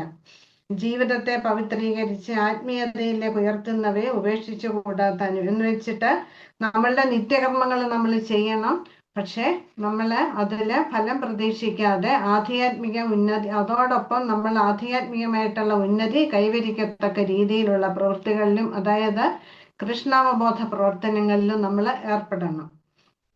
കൃഷ്ണാവബോധത്തിലേക്ക് നയിക്കുന്ന ഏത് കർമ്മത്തെയും പ്രോത്സാഹിപ്പിക്കണം. അതായത് ഭക്തിമാർഗത്തിൽ വന്ന് ഭക്തിയോഗം പരിശീലിച്ച് കൃഷ്ണാവബോധത്തിലൂടെ ഭക്തിയുത സേവനത്തിൽ ഏർപ്പെട്ട് നമ്മൾ മുന്നോട്ട് പോകണം. ഭക്തിയുത ഭഗവത് സേവനത്തിലേക്ക് നയിക്കുന്ന ഏത് കർമ്മവും സ്വീകാര്യമെന്ന് ശ്രീമദ് ഭാഗവതം ഘോഷിക്കുന്നു. അതായത് ഏവം പ്രസന്ന മനസ്സോ ഭഗവത് ഭക്തിയോഗ ഭഗവത് തത്വവിജ്ഞാന മുക്തസംഗസ്യ ജായത്തെ. അതുപോലെ ഇവിടെ പറയുന്നുണ്ട് 1:5:17 തെക്വാ സ്വധർമ്മം ചരണാംബുജം ഹരേർ ഭജന്ന പക്വോധ പദേ തതോയതി എത്ര ക്വ അഭദ്ര ഭൂതമുഷ്യക്കിം കേവാർത്ഥ ആപ്തോ അഭജതാം സ്വധർമ്മതഃ. അതായത് ഭൗതികമായിട്ടുള്ള ധർമ്മങ്ങളൊക്കെ ഉപേക്ഷിച്ചിട്ട് ഭഗവാന്റെ തൃപ്പാദത്തില് പരിപൂർണമായിട്ടും ആ തൃപ്പാദങ്ങളെ നമ്മൾ മുറുകെ പിടിക്കുക. അങ്ങനെയുള്ളവർക്ക് ഒരു തരത്തിലും നഷ്ടമോ അധപതനമോ ഉണ്ടാവില്ല. അതേസമയം ഭക്തി ഇല്ലാതെ നമ്മൾ എന്തു പ്രവൃത്തി ചെയ്താലും അതിനും ഫലം ഉണ്ടാവില്ല, ഒരു ഗുണവും കിട്ടില്ല എന്ന് പറയുന്നുണ്ട്. അതുകൊണ്ട് ആധ്യാത്മികമായിട്ടുള്ള ഉന്നതിക്ക് വേണ്ടി എല്ലാ ഭൗതിക പ്രവർത്തനങ്ങളും ത്യജിച്ച് നമ്മൾ പ്രവർത്തിക്കാൻ നമുക്ക് സാധിക്കും. അതായത് കൃഷ്ണാവബോധത്തിന്റെ പരിപൂർണതയുടെ ഉച്ചകോടിയിൽ നമുക്ക് എത്താന് നമുക്ക് സാധിക്കും. അപ്പം നമ്മള് നിയത കർമ്മങ്ങൾ എന്ന് പറഞ്ഞാല് നമുക്ക് വിധിക്കപ്പെട്ട കർമ്മങ്ങൾ നമ്മൾ ചെയ്യണം. അതും നമ്മൾ മനസ്സിലാക്കി ഭഗവത്ഗീതയിൽ നമ്മളുടെ സ്വധർമ്മം നമ്മൾ ചെയ്യുക. അന്യന്റെ ധർമ്മം നമ്മൾ ചെയ്യുന്നതിലും പകരം നമ്മളുടെ കർമ്മങ്ങൾ, നമ്മളുടെ ധർമ്മം തെറ്റായ രീതിയിലാണെങ്കിൽ പോലും നമ്മളുടെ സ്വധർമ്മം നമ്മൾ അനുഷ്ഠിക്കണം. അങ്ങനെയാണെങ്കിൽ നമുക്ക് നമ്മളുടെ ജീവിതത്തെ പവിത്രീകരിക്കാന് ശുദ്ധമാക്കാന് നമുക്ക് സാധിക്കും. ജീവിതത്തെ പവിത്രീകരിച്ച് ആത്മീയതയിലേക്ക് ഉയർത്തുന്നവയെ ഉപേക്ഷിച്ചുകൂടാത്താനും കൃഷ്ണാവബോധത്തിലേക്ക് നയിക്കുന്ന ഏത് കർമ്മത്തെയും പ്രോത്സാഹിപ്പിക്കണം. അപ്പം യജ്ഞം, ദാനം, തപസ് ഇതൊക്കെ നമ്മളുടെ ഹൃദയത്തെ ശുദ്ധീകരിക്കുന്നതാണ്. അപ്പൊ അവിടെ നമുക്ക് അഹങ്കാര വിമൂഢാത്മാ കർത്താഹം ഇതി മന്യതേ, ഞാനാണ് കർത്താവ്, ഞാനാണ് ഭോക്താവ്, ഞാനാണ് ആസ്വാദകൻ എന്നുള്ള ഒരു സ്വാർത്ഥ മനോഭാവം നമ്മളുടെ ഉള്ളില് വരാൻ പാടില്ല. ആ ഒരു മനോഭാവത്തോടെ നമ്മളൊന്നും ചെയ്യാന് പാടില്ല. ഇപ്പൊ ഭഗവാന്റേതാണ് എല്ലാം, ഭഗവാനാണ് കർത്താവ്, ഭഗവാനാണ് ഭോക്താവ്, ഭഗവാനാണ് ആസ്വാദകൻ, എല്ലാം ഭഗവാനാണ്, എല്ലാം ഭഗവാന്റേതാണ്. ആ ഭഗവാന്റെ സന്തുഷ്ടിക്ക് വേണ്ടി നമ്മൾ പ്രവർത്തിക്കുക എന്നുള്ള ചിന്തയോടെ വേണം നമ്മൾ എല്ലാ പ്രവൃത്തികളിലും ഏർപ്പെടാൻ.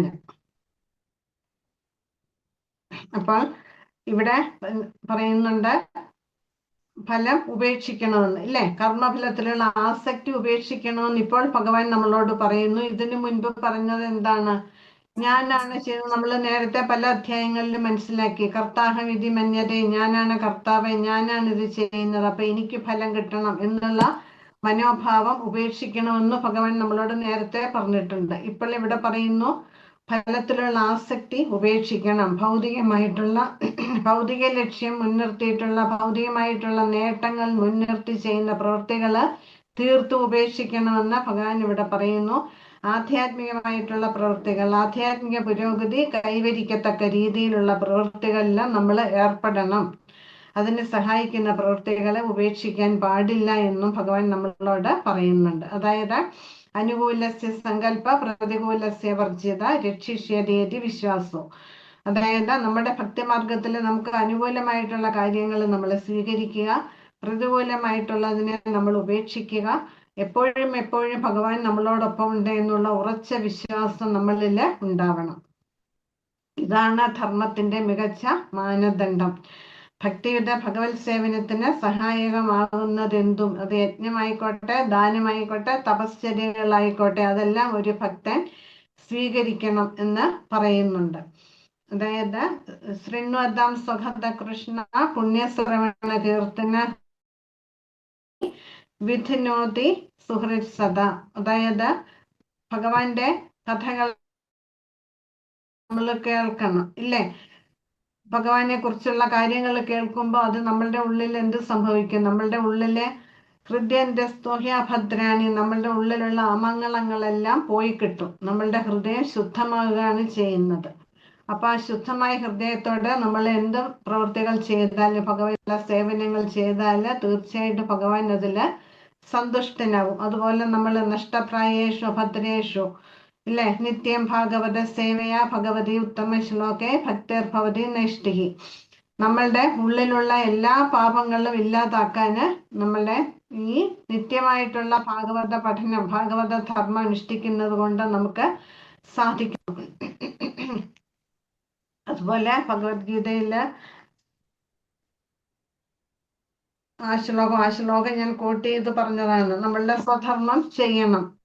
ഇങ്ങനെ ഭാഗവതത്തിലെ ശ്ലോകങ്ങൾ ഉദ്ധരിച്ച ഭഗവത്ഗീതയിൽ ധാരാളം ശ്രീല പ്രഭുപാദര് നമുക്ക് ഭാവാർത്ഥത്തിൽ നമുക്ക് ഓരോ കാര്യങ്ങളും പറഞ്ഞു തരുന്നുണ്ട്. അപ്പൊ നമ്മളിത് കേട്ട് മനസ്സിലാക്കി, നമ്മൾ പഠിച്ച് മനസ്സിലാക്കി ഇത് നമ്മളുടെ ജീവിതത്തിൽ പ്രാവർത്തികമാക്കിയാൽ നമുക്ക് തീർച്ചയായിട്ടും ഈ ജന്മം നമുക്ക് ഭഗവത് സാക്ഷാത്കാരം നേടാമെന്നുള്ളതിന് യാതൊരു സംശയവുമില്ല. ഇനി 7ാമത്തെ ശ്ലോകം മുതൽ ഭഗവാൻ കാര്യങ്ങൾ പറഞ്ഞു തരികയാണ്. അത് നമുക്ക് അടുത്ത ക്ലാസ്സിൽ. ഹരേ കൃഷ്ണ.